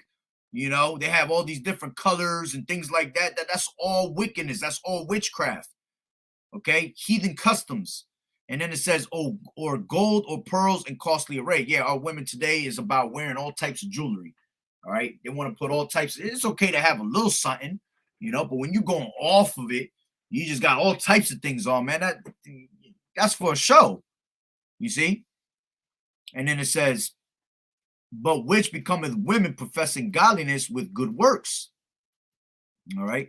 And then we went into this before. Let the woman learn in silence with all subjection. All right. Duty as a woman. Titus. Let me grab that. Titus, what is it? 2 or 3? 3. This is Titus 2 and 3. The aged woman likewise, that they be in behavior as becometh holiness, not false accusers, not given to much wine, teachers of good things, that they may teach the young women to be sober, to love their husbands, to love their children. All right. To be discreet. You women is not discreet today. Y'all flaunt it all out in the fucking open. All right. Chaste, keepers at home, good and obedient to their own husbands. not another one's husband, your own husband. All right. And it's not meaning husbands to have multiple. All right. It's speaking to you women. All right. So it has to have husbands at the end of it with an S. All right. That the word of Yahweh be not blasphemed. All right. And this is the things that you're supposed to teach, you older women that have experience in the truth and things like that. You're supposed to be teaching this to the younger women. But see, what are our women that have kids? What are they teaching their daughters? How to twerk, how to get dressed up for the club. All right. Meanwhile, they don't even know how to put a microwave dinner inside the microwave and put 2 minutes on. You see, that's how bugged up.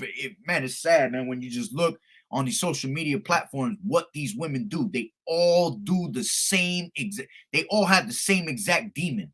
I'll be looking at it like this got to be like the biggest demon in the world, so big that it's touching every woman at once. It's because they all have that same demon of posing for the camera, which that tells you that in let me grab that real quick. In Titus, not Titus, 2 Timothy 2. No, it's 3. All right.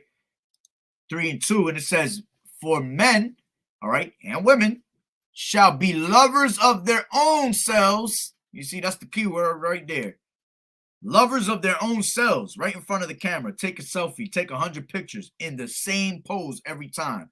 Like literally the same pose. Like we already know that the next day on your agenda, you have on your schedule, pose at 11, pose at 11:15, pose at 11:20. All right. It's the same pose every single time, looking for attention, because that's what these women are looking for at the end of the day. Attention, right?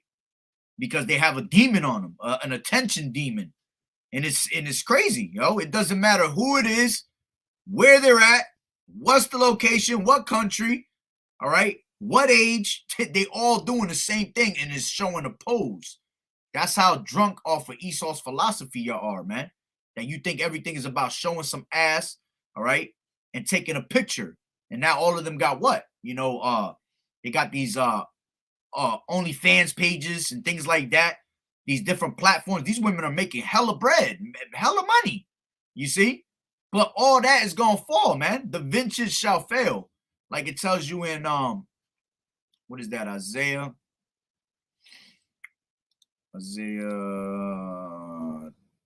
32 and 9. Yep. It says Isaiah 32 and 9, rise up, ye women that are at ease. Hear my voice, ye careless daughters. So Yahweh B'Shem Yahushai is telling you, you careless daughters, all right, to give ear to his speech, to hear his voice, hear these words. Hear the men that's preaching his word, telling you that you going way off.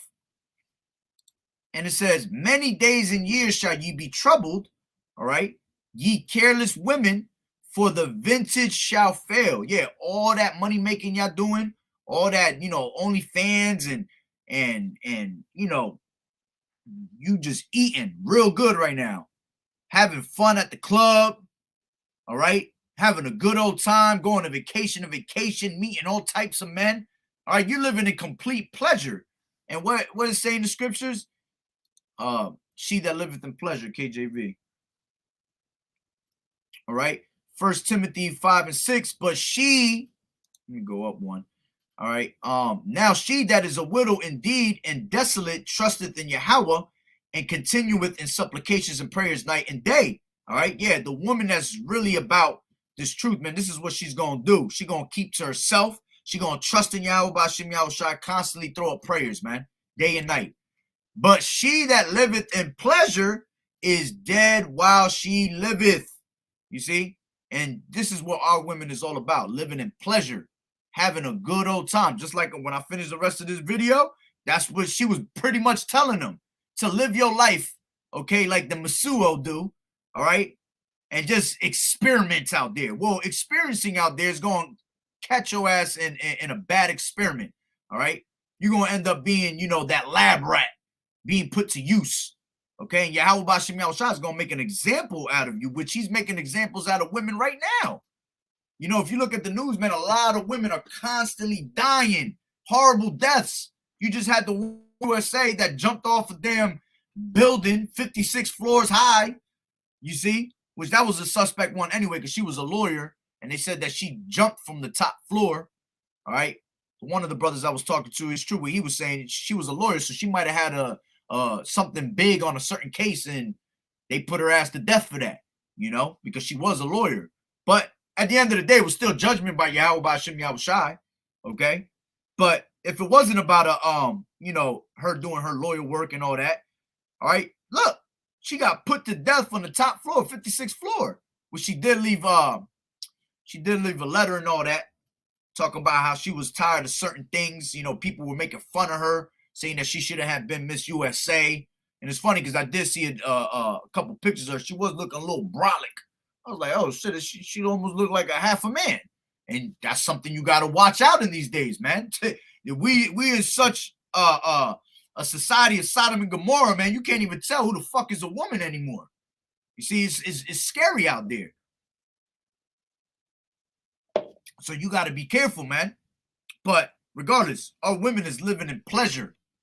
So those that live in pleasure, they're dead already while they live. So it says, going back to Isaiah 32:10, many days and years shall ye be troubled, ye careless women, for the vintage shall fail. All that pleasure, all this money, all this online picture this, picture that, okay? All this attention that you constantly looking for is about to be done. All right. Now you wanted to get so much attention, and you wanted to ride that carousel and all that. All right. The time is about to come where you women are about to be ravished for real. Y'all about to be ravished in Esau's definition. Okay. Not in the definition of old. All right. When they would take you as spoils of war. All right. Just take you by force and take you. Okay. Now they're going to ravish you, run you down. All right, gang bang, things like that, man. Things that you ain't gonna want to be going through. All right, tossing you around. You wanted to be a little doorknob. Everybody gonna be taking a turn with you. You see, that's the type of ravish that you're about to go through. Okay, and it says, the gathering shall not come. Tremble, ye women that are at ease, be troubled. Ye careless ones, strip you and make you bare, and gird sackcloth upon your loins. You see, you're going to be exposed. All right. You women, all right, constantly saying you don't need a man. We ain't shit. All right. All you are going to be exposed at the end of the day. Okay. Matter of fact, Micah 7, what is it, 11?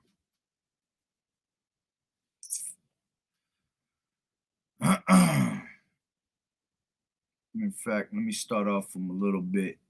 And this is why we tell you can't trust these women, man.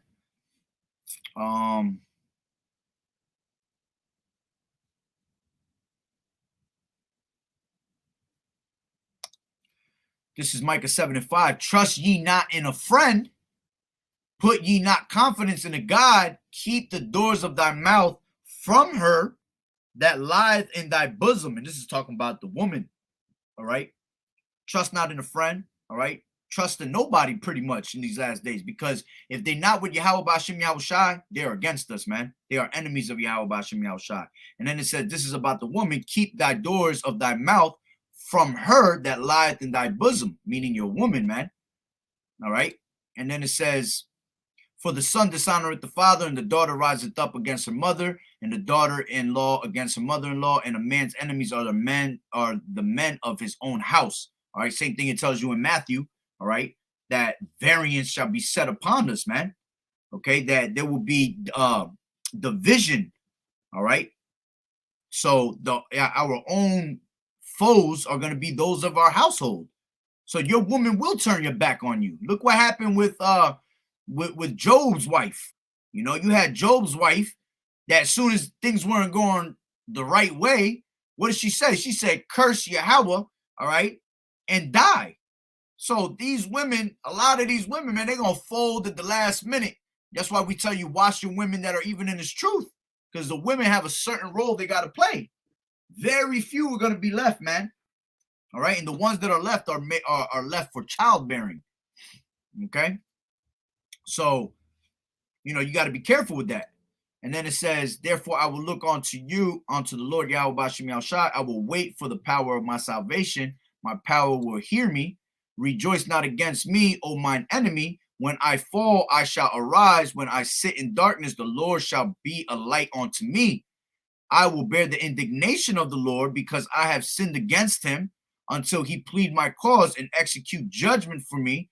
He will bring me forth to the light, and I shall behold his righteousness.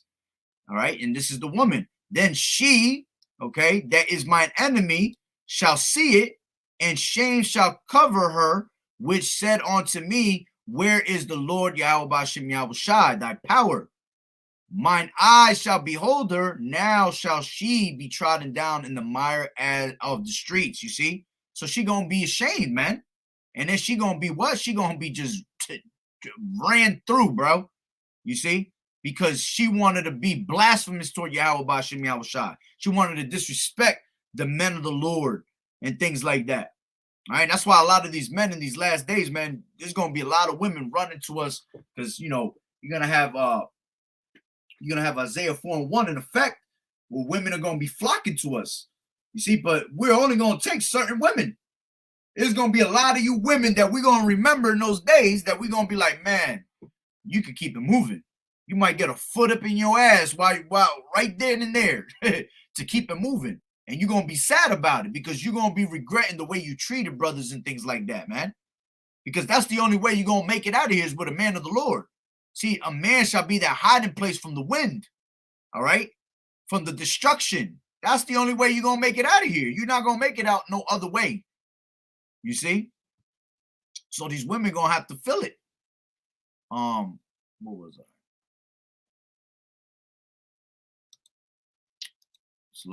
Back at Isaiah, I took it out.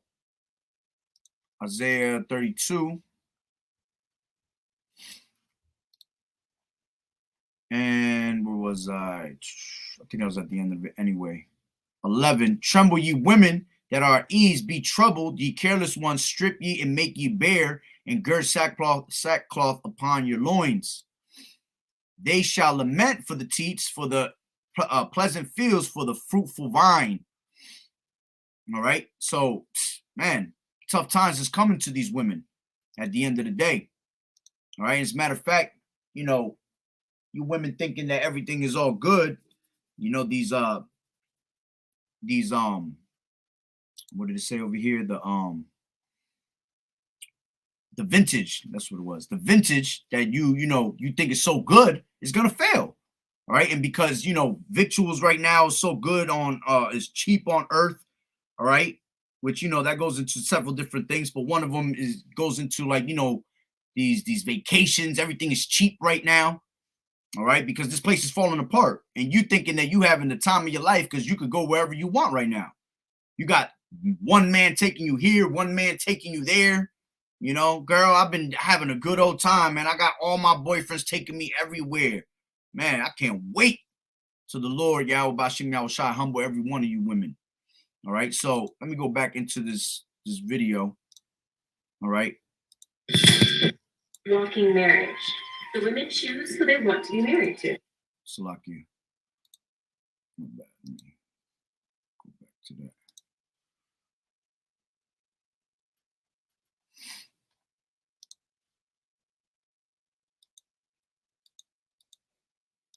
Must be nice.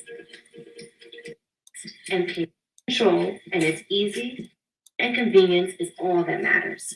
She's in control, and it's easy, fast, and painless. Must be nice.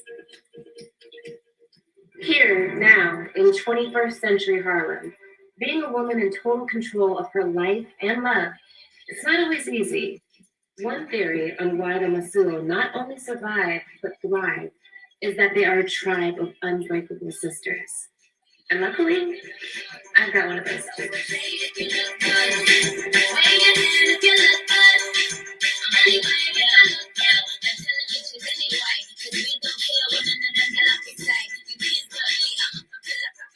always had to go faster, further, better, just to be seen as barely keeping up.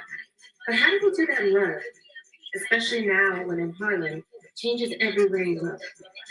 People do that love just to be seen as further, better, just to be seen as barely keeping up.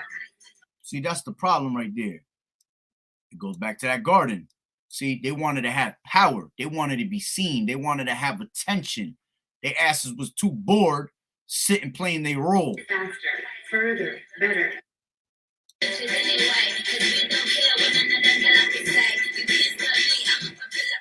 I've always had to go faster, further, better, just to be seen as barely keeping up. See, why would you want to barely keep up? That's not your role. Your role is to be a woman at home. Your life would be so much better, all right, if you just do your duties at home as a woman. Man, that's like living like a princess anyway. Your man going to work, he paying all the bills, all right? He taking care of the house. All you got to do is cook, clean, take care of the kids. Pretty much that's it, all right? Wait till your man come down and put it on you, all right, every 3 days to keep you satisfied, and you good, you see? But why do you want more? Why? Because it goes back to Genesis in the beginning when Esau said that you shall be a god, you see? He wanted to make her feel like she can be a goddess. And she brought that spirit. She brings back that spirit every single time. And that's why these women call themselves goddesses, queens, all right? Because they want to have some type of rulership in society when in all reality, let me put it on to you like that, like this. You only get that from our women. You're not going to get that from any other woman of these heathen. You go to these other countries, these heathen women are in line. These other women do not talk back to their man. These other women do not try to assert authority over a man. You see? That's how it is in these other countries. If you go to these other countries and you even try to speak out like that, these men will slap you. These men will put you in place. But in America, where all our women are, all right, and it starts with Eve, because Eve is the head tribe, all right? So because Eve being the head tribe, all the other tribes follow you, you see? So it all starts with you, all right? And it goes back to Eve being in the garden, wanting to usurp authority and be a goddess, have a high authority over things, man. But how do they do that love? Especially now when in Harlem, changes everywhere you look. And it can become increasingly hard to hang on to who you are when you barely recognize where you are.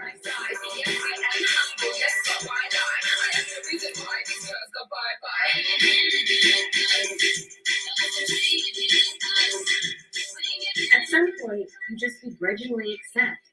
Things just... And it's funny she said that because she said you got to just accept it. You know, things that are around us, we got to accept, which that was being subliminal. Let me see what this is over here. Find your new home. What's that say on the bottom? Real estate. I know there's something subliminal being there. It could be something with this whole sodomite bullshit. It's something definitely there. They're trying to be subliminal because that's why they showed that right after she said that. All right, you got two Edomites with an Israelite. All right, but pretty much she's saying that you just have to accept the things that are happening in society.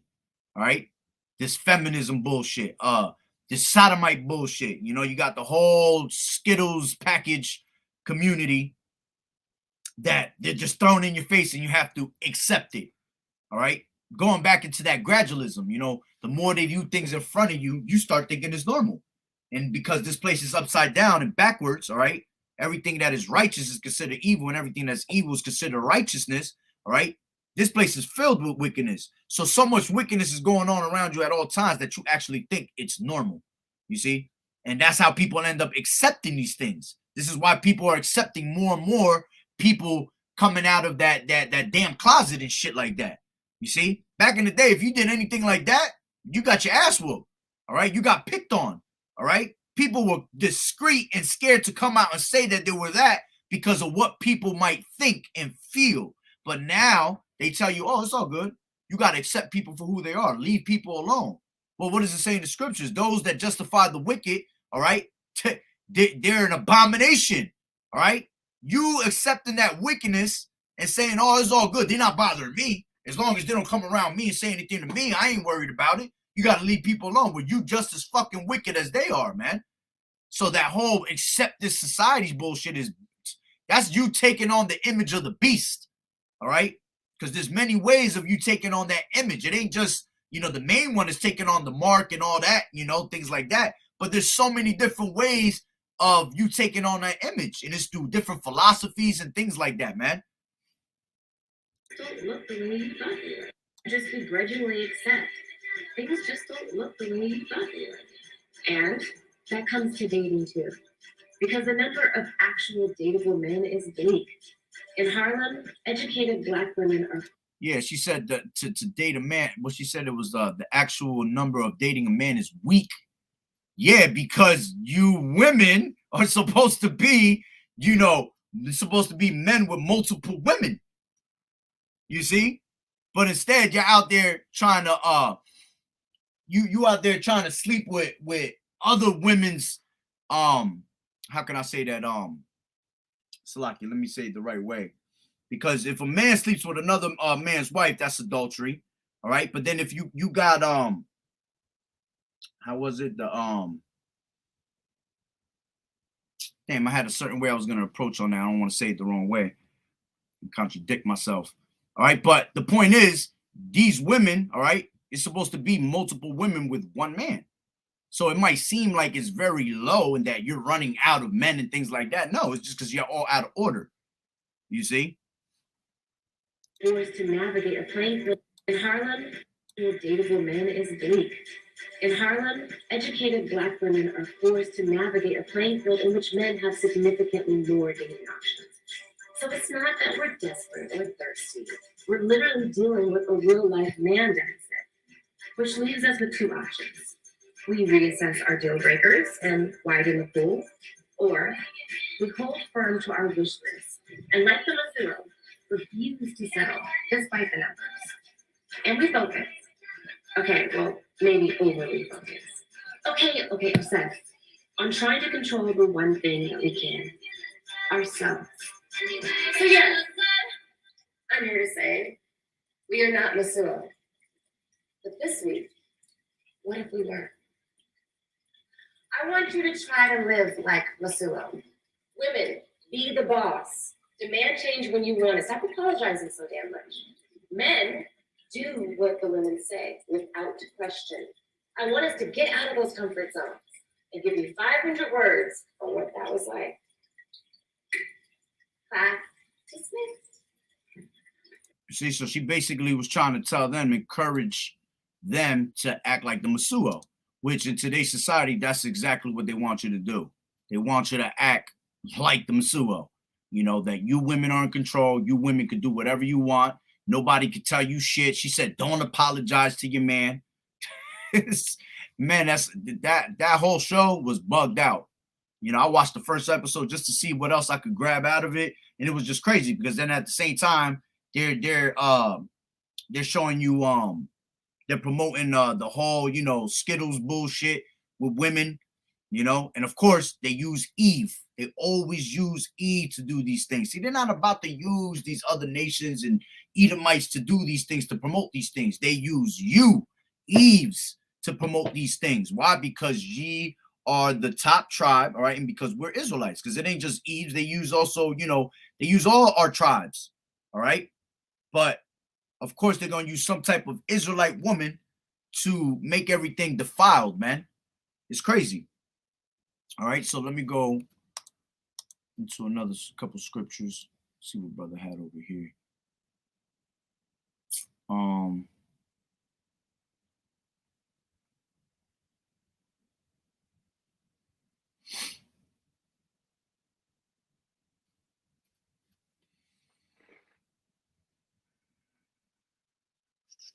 Salakia. Brother put up some. In 1826, the British and Foreign Bible Society decided that no BFBS funds were to pay for printing any. Oh, okay. Khan, that was the year. The water, Bashim Shai, the water, brother. 2 Timothy. I'll bring this out real quick. 2 Timothy 4:3, for the time will come when they will not endure sound doctrine, but after their own lust shall they heap to themselves teachers having itching ears. Exactly. All right. And these women, all right, they are constantly all about enduring not in sound doctrine. All right. They go after their own lust of things. They establish their own, just like you got these other false camps and prophets and things like that. They're just, they bring out their, establish their own, okay, their own righteousness. That's what these women try to do, man. Establish their own ways, their own vain opinions. Again, remember, they are bored, all right, of sitting at home, okay, and according to them being nothing. They want to have a voice in the world, all right, when at the end of the day, the damn Israelite man don't even have a voice in the world, and you're trying to make a voice in the world, all right, which Esau allows you to, but he does it to bring you down, man. He uses you to bring down the Israelite man. You see, you know how to use you, man. And that's all you being done with. That's all that's going on, is you being used in this society. And at the end of the day, you're going to catch it the worst from all these Israelites, man. This is why 2/3 of you, 2/3 of our people, a lot of y'all going to be women. All right. This is Ecclesiasticus 9:20. I mean, Salaki 9:20. I mean, 19 and 20. 22. 2. That got me confused right there. Wine and women will make men of understanding to fall away. He that cleaveth to harlots will become impudent. Exactly. Ecclesiasticus, matter of fact, not Ecclesiasticus, second Ezra's, what is, I mean, that's first Ezra's, I think 4.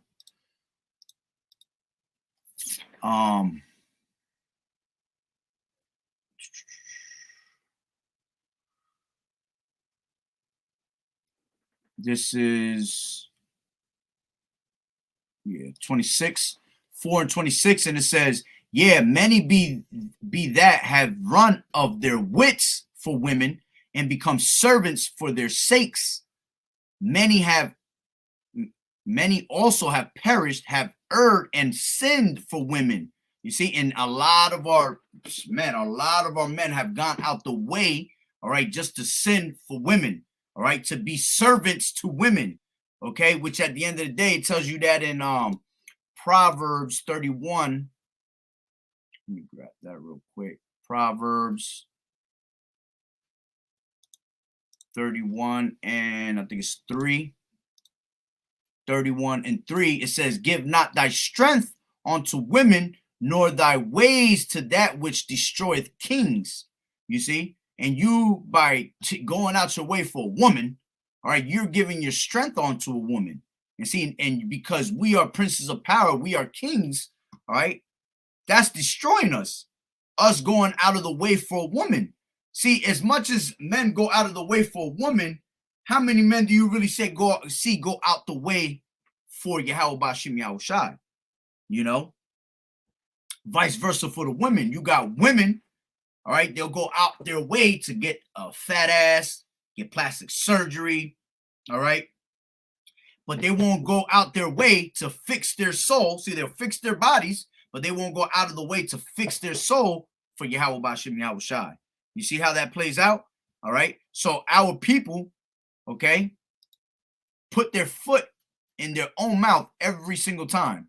All right, let me read that again. It says, First Ezra 4 and 26, many there be that have run out of their wits for women and become servants for their sakes.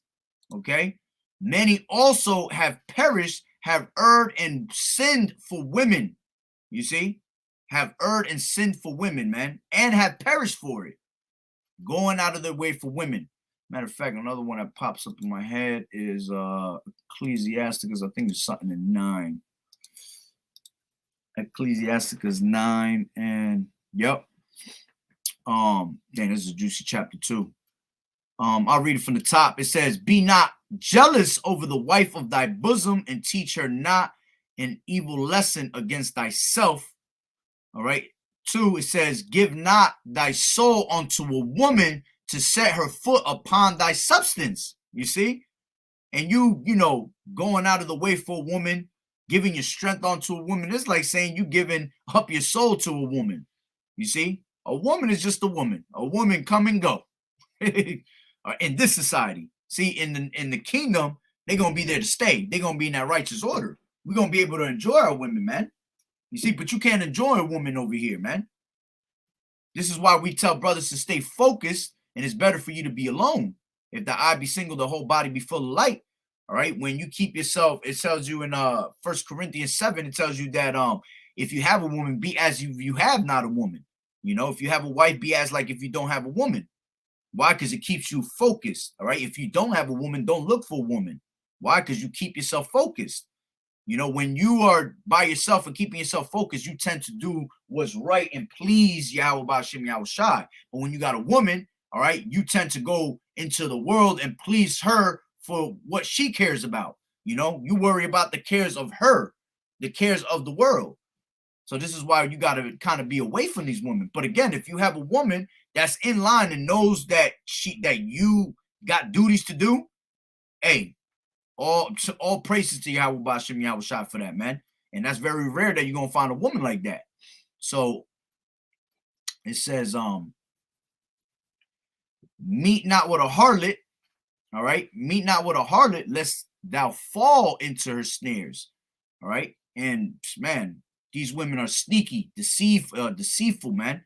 These women know how to play their roles to get what they want. A lot of these women be having men on the low and they'll act like they don't. Another reason why you can't trust no damn woman in this society, all right? Because you really don't know who's really doing what. It says, meet not with a harlot, lest thou fall into her snares. It says, use not much the company of a woman that is a singer, lest thou be taken with her attempts.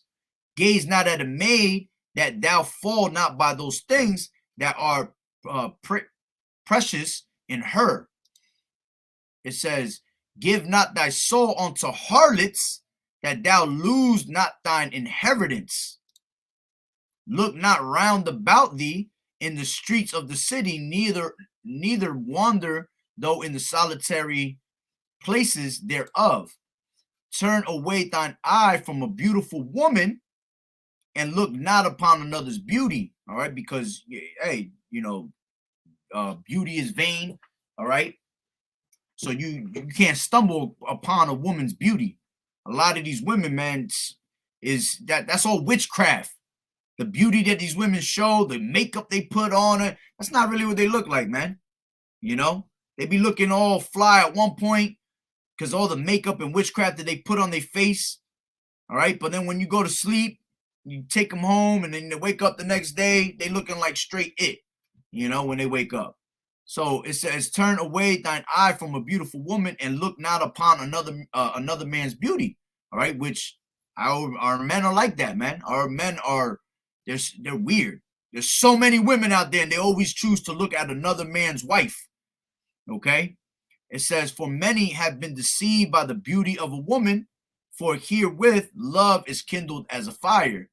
Sit not at all with another man's wife, nor sit down with her in thine arms, and spend not thy money with her at the wine, lest thine heart incline unto her, so through thy desire thou fall into destruction. Another thing that our men do, you know, these women will go and sit with other men's wives, all right, behind their backs, okay, spending money on a woman, giving her this, giving her that. And a lot of y'all spend money on a woman and get nothing out of it, man, get no cheeks. All right, a woman just playing you out for the money, all right, to get what they want. All right, and maybe after, you know, if you spending thousands and thousands of dollars, she might give you a little something, and that shit'll be on some quick shit probably, and you be mad as hell. All right, when she come out with an excuse of why she can't deal with you and mess with you, you see. And it says, lest thine heart incline unto her. Yeah, because when you sit with another man's wife, all right, and you being disrespectful and wicked, all right, what happens is your heart incline onto her. You end up falling for this woman, man. And that's what causes adultery. And so through the desire, thou fall into destruction. And it says, forsake not an old friend, for the new is not comparable to him. A new friend is as new wine. When it is old, thou shalt drink with pleasure. All right, let me see. I think that was the end of those. Yeah. Yeah, let's stop right there at 9. All right, so these are things that, again, give not thy soul to a woman. All right, give not thy soul to harlots, which at the end of the day, most of these women is harlots, man. This is why we got to get up out of here, and we need our women to be in righteous order. Oh, man, I did it again. I always do that. Let me see what else. Oh, good one. Ecclesiasticus 26:8. A drunken woman and a gathered abroad causeth great anger, and she will not cover her own shame. You see, and this is why you don't. What's that one scripture? I think is in the same spot.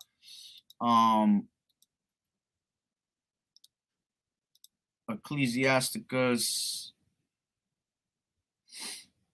26. It says, "Give not much liberty."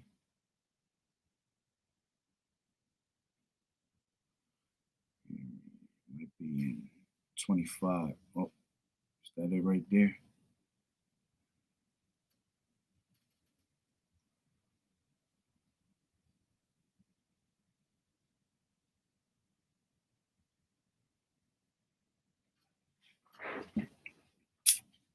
Yeah, it's in 25.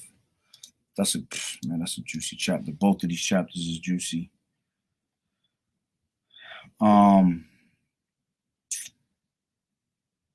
Oh, look, this is the scripture I was looking for before too. Came back out. Ecclesiasticus 25:18. Her husband shall sit among his neighbors, and when he heareth it, shall sigh bitterly. Yeah, because it says Ecclesiasticus 25:17, talking about how the women are embarrassment. The wickedness of a woman changeth her face, and darkeneth her countenance like sackcloth. Her husband shall sit among his neighbors, and when he heareth it, shall sigh bitterly. Yeah, because you sit there and you just be like, man, I can't believe I'm with this woman. It bug you out that you with this damn woman. Why? Because she on some wickedness right in front of you, disrespecting you, man. Let's bring a couple of these out, man. These are good. Give me any plague but the plague of the heart, and any wickedness but the wickedness of a woman. You see, this is how wicked a woman is, man. Matter of fact, Ecclesiastes 7 and so we're at the bottom. That's right. This is I'll read it all the way down. Ecclesiastes 7:26, and I find more bitter than death the woman whose heart is snares and nets, and her hands as bands, whoso pleaseth Yahweh shall escape from her, but the sinner shall be taken by her. And this is why a wicked man is given the portion of a wicked woman. You see, those that are wicked, man, you're gonna end up having one of them bugged out women that be yapping all the time, that don't shut up, that just constantly yell, cause hell in your home, getting police called on you. You even grab her just to put her in place, not even touching her in any type of way other than just grabbing her to calm her ass down and forget about it. You'll end up in jail talking about he put his hands on me, man. You see? And it says, behold, this have I found, saith the preacher, counted one by one to find out the account, which yet my soul seeketh, but I found not. One man among 1,000 have I found. All right. One man, okay, was found out of 1,000, but a woman among all those have I not found. You see how rare it is to find a true woman. All right. That's going to be about it, be your ride or die. All right.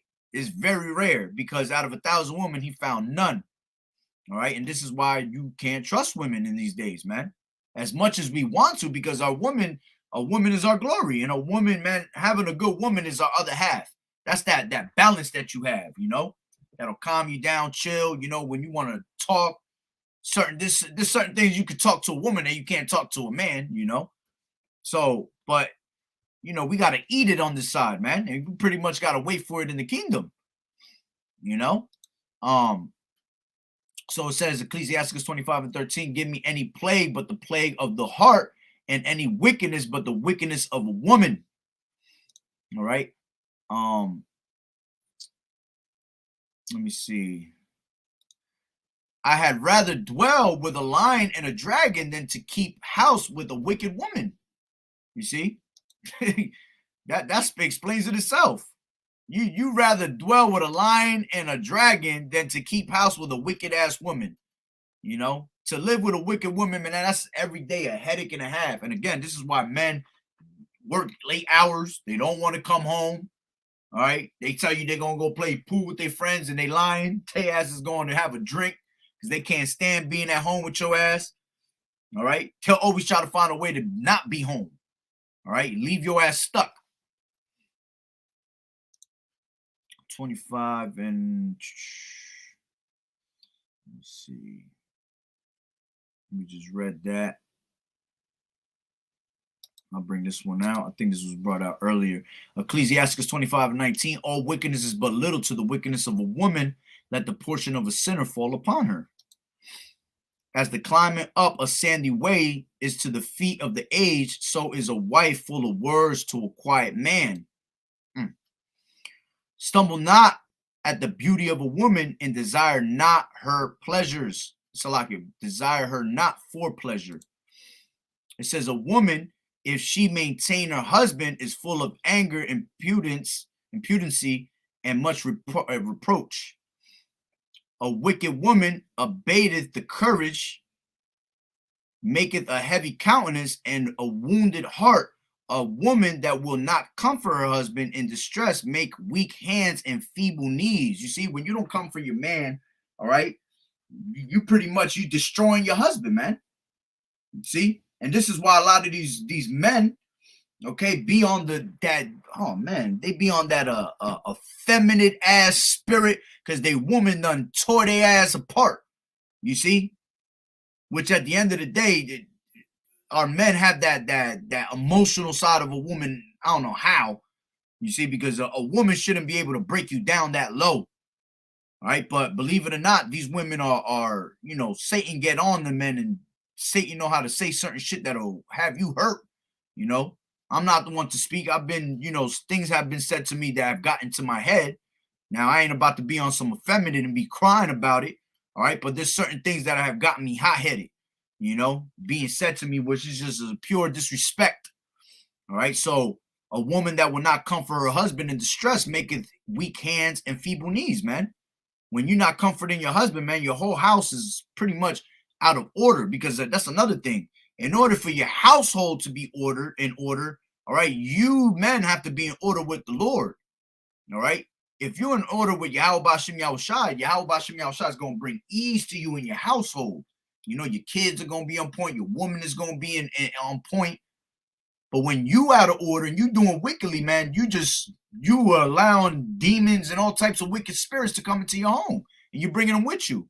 So your whole house is going to be out of order. It says, of the woman came the beginning of sin, and through her we all died. The brother put that up before. This is the one I was looking for. 25 and 25, Ecclesiastes, to give the water no passage, neither a wicked woman liberty to gad abroad. And a lot of men give women liberty. You should not give your woman liberty. Your woman should stay her ass home. She shouldn't be going out with friends. She shouldn't be going out drinking. All right? She shouldn't be going anywhere to have a good time. You letting her have a good time is opening the door for somebody else to come snatch your woman. And then when these women go out, they do drinking.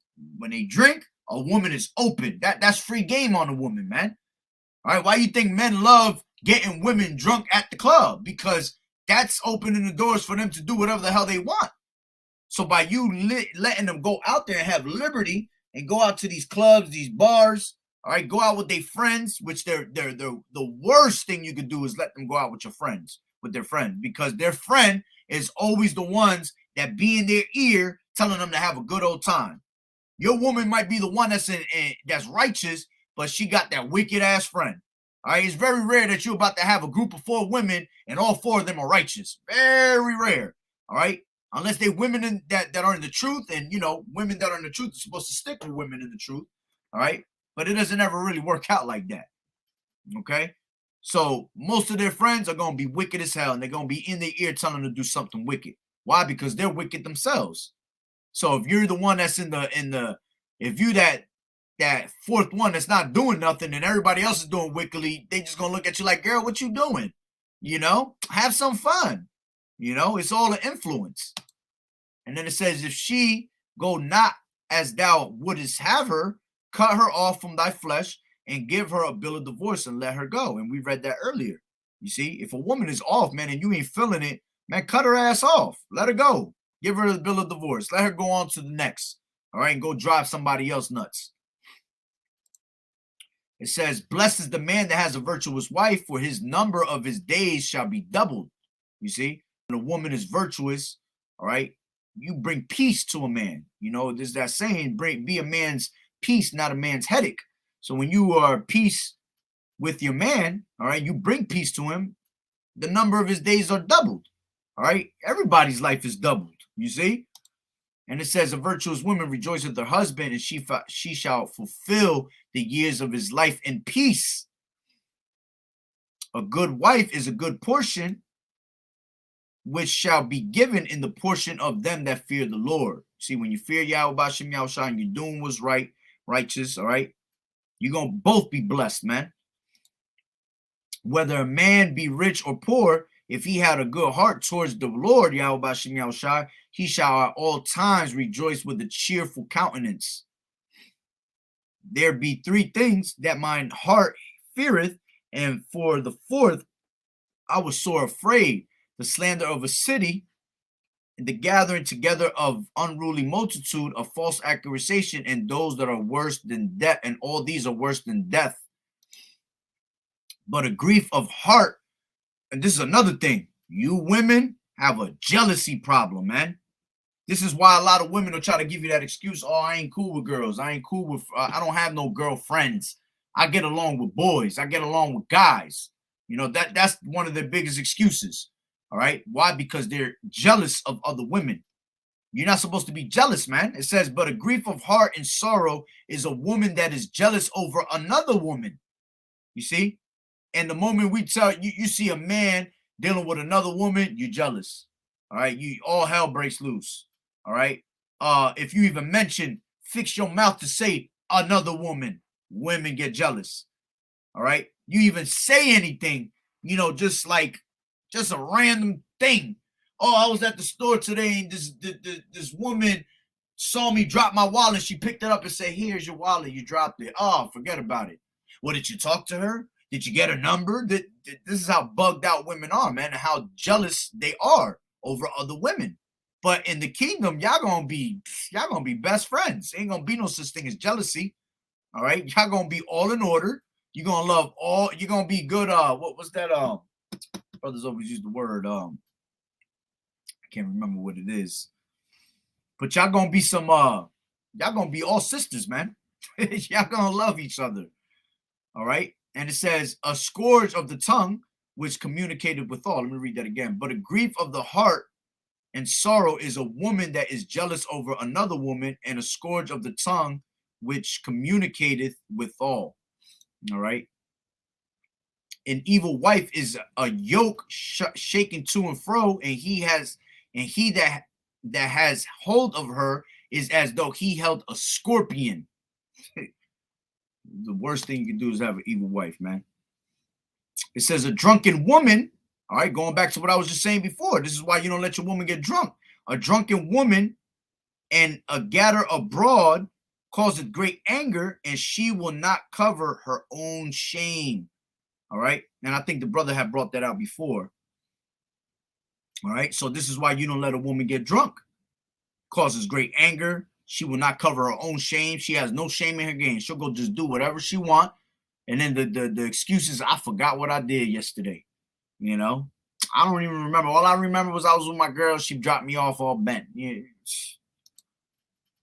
It says the whoredom of a woman may be known in her haughty looks, in her eyelids. Yeah, all that makeup that they put, them cat eyes they put on, these fake ass eyelashes. All right. All that shit is whoredom, man. That goes back to Egyptian customs, man. The Egyptian women used to do that. Paint their face and put the cat eyes. All right. They will put all types of crazy ass designs around their eyes with the makeup. See, which at the end of the day, all that makeup's made to destroy you, man, to destroy your skin. You see, that's why a lot of them that wear a lot of makeup, when they take off that makeup, all right, their face is all bumpy, their face is all over the place. Why? Because it's destroying your skin. It's getting in your pores. You sweating in that shit. It gets inside of you, clogs up your pores on top of that, you know? So that's all destruction to you. Even when you're doing these, getting these fake, asses, these, you want to get fake tits and fake lips and all that, man. That's all destruction to your body. Your body's your temple, so you're not supposed to be doing things like that to your body, man. If thy daughter be shameless, keep her in straitly, lest she abuse herself through overmuch liberty. Yeah. If your daughter, all right, or even if your woman, all right, she be acting a certain way, you got to keep her straight, man. You gotta make sure you let her know what's good. Because if you give her that liberty, she's gonna abuse it. She's gonna continue to do, all right. The more liberty you give a woman, the more she abuses it. Remember, her job is to what? Usurp authority over a man. So she gonna do what? She's gonna abuse that power you're giving her, all right, and take it to the next hand. Take it to the next level. My mom always used to say, give somebody this, they want to take this. You see, and it's the truth. All right, they want to take more than what you're giving them. Sometimes you just being nice, you try to give somebody a little, because sometimes when you trap somebody too much, all right, when they do get an opportunity, they'll do some crazy shit. Why? Because they don't ever get to do certain things. They always trapped. So I used to always say, give some type of liberty, but you can't even do that, man. Because this world is so wicked that the moment you give that little bit of liberty, man, that's all it takes for something wicked to happen, and it'll put you in a bad predicament. It says, watch over an impudent eye and marvel not if she trespasses against thee. Yeah, you're not supposed to marvel. Don't act surprised if your woman come and do some wicked shit behind your back. Don't act surprised if your woman done went out there and cheated on you. All right. If she acting a straight fool and you find out that she had an OnlyFans page the whole time while you've been working, she be making hella bread on the low. Everybody done seen your woman's box, ass cheeks, all that. Don't marvel at it, because you got to expect these things from a woman, man. All right. These women are on a whole nother page. They strung off of that Babylon juice. All right, and that's what we have. Our women, we live in Babylon, so we have Babylonian women. We have Babylonian kids, so you can't marvel when these things happen. You got to expect these things. 26 and 12, she will open her mouth as a thirsty traveler when he has found the fountain, and drink of every water near her. By every hedge will she sit down and open her quiver against every arrow. Talking about how these women are, they loose with it. All right. They love being harlots. They love going to the next guy, like you just seen in that video we was watching. All right. If she gets tired of the one, she can move on to the next. If she gets tired of him, go on to the next. You see, they think it's a whole game. All right. And this is why most of those women are loose as hell. All right. They're having all types of different men. All right. Opening them up more and more. Okay. By the time you look at it, they need a damn horse. Because they done ran through 100 niggas, all right? And talk about, I just need something more. That's what happens. You need more and more the more you keep doing stupid shit like that. That's why you're supposed to be one man, be happy with one man. One man can satisfy you for the rest of your life, man. See, having all that pleasure and all that, man, that's just how can I say it? When you having pleasure with a woman and vice versa with a man, it's all about how much you are deeply connected with that person. If you have a certain connection with them, you're not worried about sizes like they teach you in this society. You're not worried about how long you've been with him and that you might be bored of him.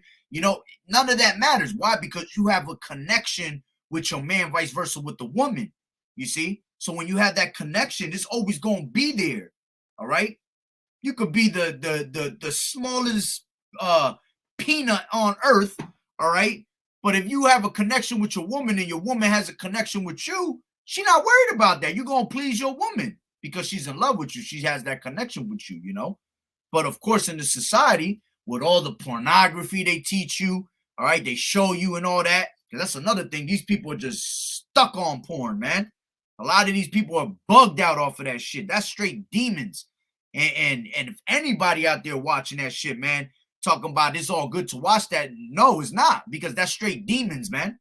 That shit actually, there was something they had on that, like a little an article that every time you watch that, it breaks a certain it does something to your brain where it messes up your sensors and shit like that. I forgot exactly how it went, but it messes up your sensors, and it pretty much it can mess you up in certain ways. It can mess you up to the point where you want more from looking at it, or to the point where it downgrades you and thinking that you're not good enough for a person. You know what I'm saying? So it's crazy, man. You got to watch how you approach these things, man. These things are all witchcrafts and sorceries that have demons on them, man. All right, so these women, all right, they love being harlots, going to the next, jumping on to the next, thinking it's all good. By the time they a certain age, they box looking like a catcher's mitt, you know, one of them 5-year-old, 10-year-old catcher's mitts, they just loose as hell, you know. But continuing, it says the grace of a wife delighteth her husband, and her discretion will fat his bones. You see, the grace of a wife delighteth her husband. You know, her husband's going to be delighted in her. All right. Her discretion, all right, being discreet and all that, will fat his bones. Okay.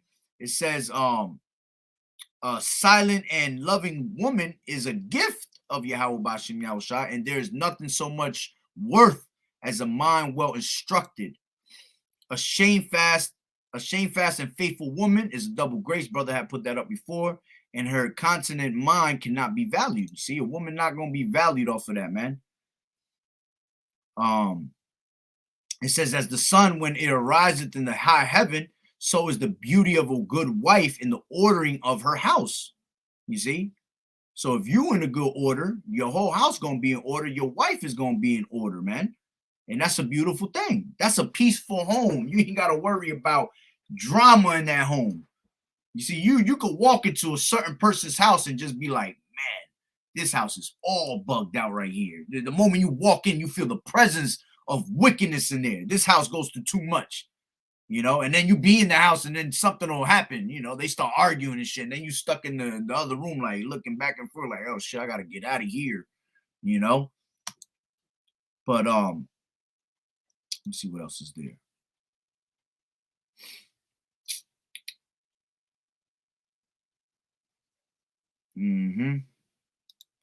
This is 22. It says, and harlot shall be accounted as spittle, but a married woman is a tower against death to her husband. You see, so you harlots, man, you counted as spit. All right. But a married woman, all right, a woman that's in order is a tower against death to her husband. You know, and then you got these women that just, oh, I could just be alone and do my thing. It tell you in the scriptures that women should marry, the younger women should marry. Let me grab that real quick. This is 1 Timothy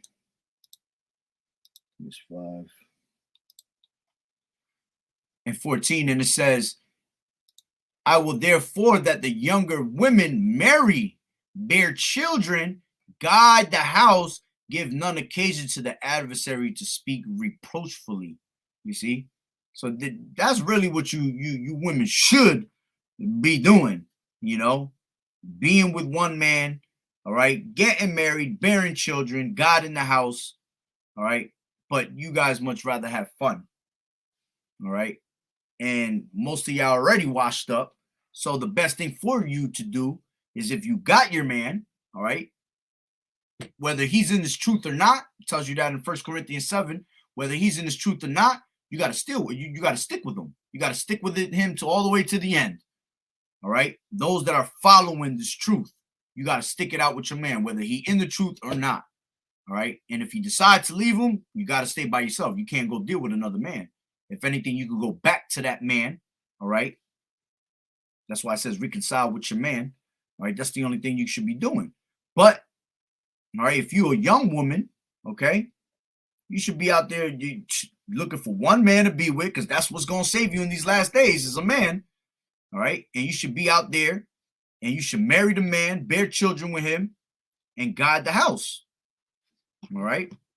Which having kids in this time that we're in is kind of risky. All right. But if you in line with Yahweh Ba'Shem Yahweh Shai, may Yahweh Ba'Shem Yahweh Shai have mercy upon you and your whole household, and he will save your children. But in today's society, at the time that we're in right now, is hard for you to have children, man, because we have to go through certain situations. All right, a lot of people having newborns right now, and famine is about to be around the corner. You see, how you gonna be able to feed your children? Matter of fact, it tells you that in what is that? Matthew 24. All right, it says for the women that let me grab that real quick. Matthew 24 and woe to them that give child. Yep, right here. 19, it says, woe unto them that are with child, and to them that give suck in those days. You see? And this is talking about, 70 AD, right? But it can apply to today, all right? You got to watch, because we are coming into the time of destructions and famines and things like that, all right? As a matter of fact, these martial law troops going to come in and take your children, all right? They're going to dash your kids to the, beat their heads into stones, like it says. These are things that we're literally going to have to go through, man. Salakia. But if you are with Yahweh Ba'Shem Yahweh Shai, man, doing righteously, may he have, mercy upon your household.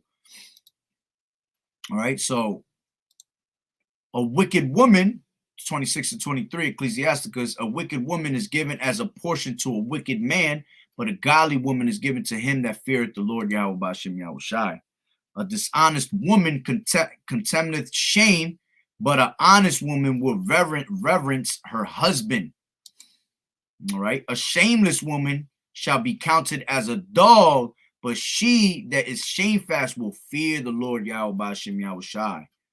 All right. And a lot of these women are shameless, man, and they're counted as a dog. They don't care about what they're doing, man. They spewing their shame all over the place. Always sticking out their tongue like a dog and everything. It says, a woman that dishonoreth her husband shall be judged wise of all. Oh, Salakia, I read that wrong. A woman that honoreth, Salakia, I read the bottom part. A woman that honoreth her husband shall be judged wise of all, but she that dishonoreth him in her pride shall be counted ungodly of all. All right? It's self-explanatory. A loud crying woman and a scold shall be sought out to drive away the enemies. Let me see what else is in here, because that's pretty much, that's pretty much the point of what I had. Let's see what the brother had over here.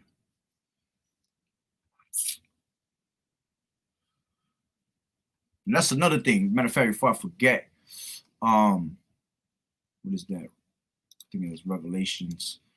Going back to what I had posted when I was showing earlier with these women teaching, man. You women want to be teaching, and there's no such thing as a prophetess. There's no such thing as a woman, okay, that what is that?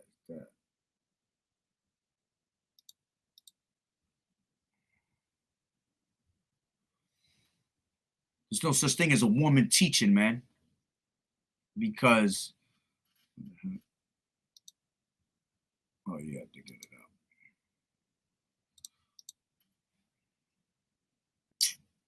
One second. Which one is it? 14. Oh yeah, it is 14. This is 14 and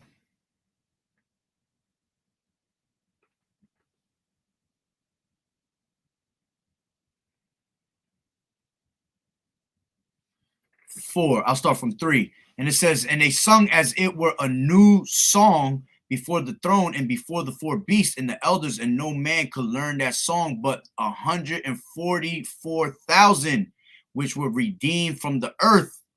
All right. And it says, these are they which were not defiled with women, meaning philosophy, for they are virgins, meaning holy, pure. These are they which follow the Lamb whithersoever he goeth. These were redeemed from among men. You see, men. The tabernacle is with men. All right, not women, men. So that whole, and that's beautiful too, because it's 144. All right, that whole, women trying to teach, thinking that they gonna be a prophet, that they gonna be part of the 144. All right, that's, I hate it. I hate it, because no woman is gonna be part of the 144, man. The 144,000 is 12,000 from each tribe, and they're all men. All right, now you women are gonna be, that make it, are gonna be of the 1/3. All right, the women, men, and children that are believers.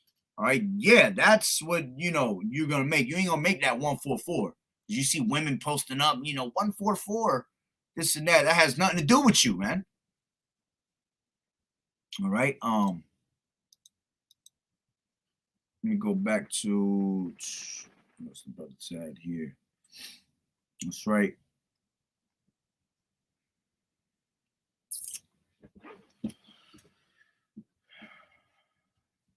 Bring this out right here. Psalms 82:5. They know not, neither will they understand. They walk on in darkness. All the foundations of the earth are out of course. Yeah, because everything is without order. All right. A land without order, KJV. Job 10:22. And it says, a land of darkness as darkness itself, and of the shadow of death without any order. And where the light is as darkness. You see, this place has no order. And this is why this place needs to be the same way you got Esau trying to make this great reset. Yahweh Bashim Yahushua about to make the great reset. You see, he about to reset all this back to the way it used to be. You see, this is why that this place got to go with nuclear fire, man, because that's the only way you could cleanse this land. All right. In order, America gonna be that altar, and the fire is gonna be the cleansing. That's the best way for you to get a cleanse. All right. So with that being, said, this place has to be done with ICBM missiles. Okay. What was I at? Oh, I was over here. Let's see what else you got. Damn, I didn't even realize I was talking that much. Oof. It's probably because I haven't done a video on women in such a while. All right. So I figured I'd let it all out. I used to talk about women all the time, but I just stopped doing that after a while. You start, bring out different scripts and all that. Salakia. Beautiful scriptures.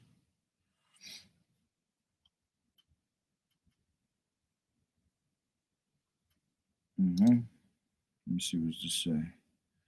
Oh yeah, I brought that out earlier. Why the brother be putting them down when I be forgetting what they are. Yep. Yep.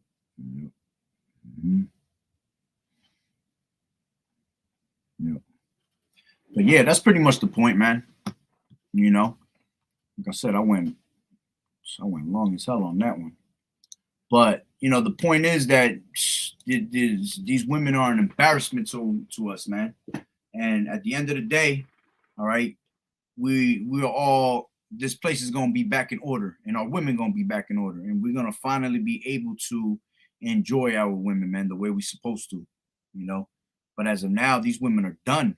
These women are way out of line, all right, and they're gonna learn the hard way. They're gonna learn what their true place was, and you're gonna learn what your true role was. You're gonna go back to playing that true role of you being that female servant.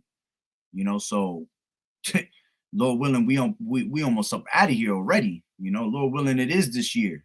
Because the more we see this wickedness, the more we see women coming out of order, you know, the more we see Esau establishing his fucking new world order and his Skittles eating community. All right, all that, man. It just becomes vexing to the spirit. It becomes horrible to watch. You know, and something as simple as me watching, I went to watch that show because I watch a lot of different, you know, I'm a movie fanatic already. So I like to watch movies. So I seen something different. I was like, let me check this out. And because it had Megan Good in it, I was like, let me check it out. And trust me, that first episode was horrible. I was like, the first 3 minutes was horrible. I was like, man, feminism at its finest, man. And that's a reason why these women, all right, are acting the way they act, because that's been being pushed. It's been being pushed for a while now. All right, that feminism, and it's getting worse and worse.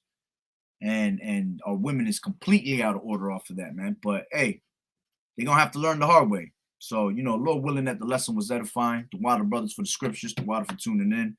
As always, so Yahweh Bahashim Yahweh Shai, Barakatah Yahweh, Barakatah Yahweh Shai, Call Haloim, Yahweh Bahashim Yahweh Shai, Bahashim, Rakat Wadash. Double honors to the elders and apostles of Great Millstone who rule well. Blessings and salutations to the hopeful elect that scattered abroad, the Akim and the Akwat that was listening in. Yahweh Ratazah, Lord willing that the lesson is edifying. To the next one, Shalom, and may y'all continue to fight the good fight of faith. All right, and continue in the you know, pushing hard, man, because we almost up out of here. And the harder we push, the better, man, the faster we up out of here. Yahweh Bashim Yahweh Shai, hearing all our calls, hearing our prayers, man, hearing us continually crying out to him and complaining about this place. You know, sometimes it might feel like he ain't hearing it, but he is. All right, so, you know, Lord willing, it was edifying. With that being said, Shalom, and keep enduring as a good soldier of Yahweh Shai. Shalom.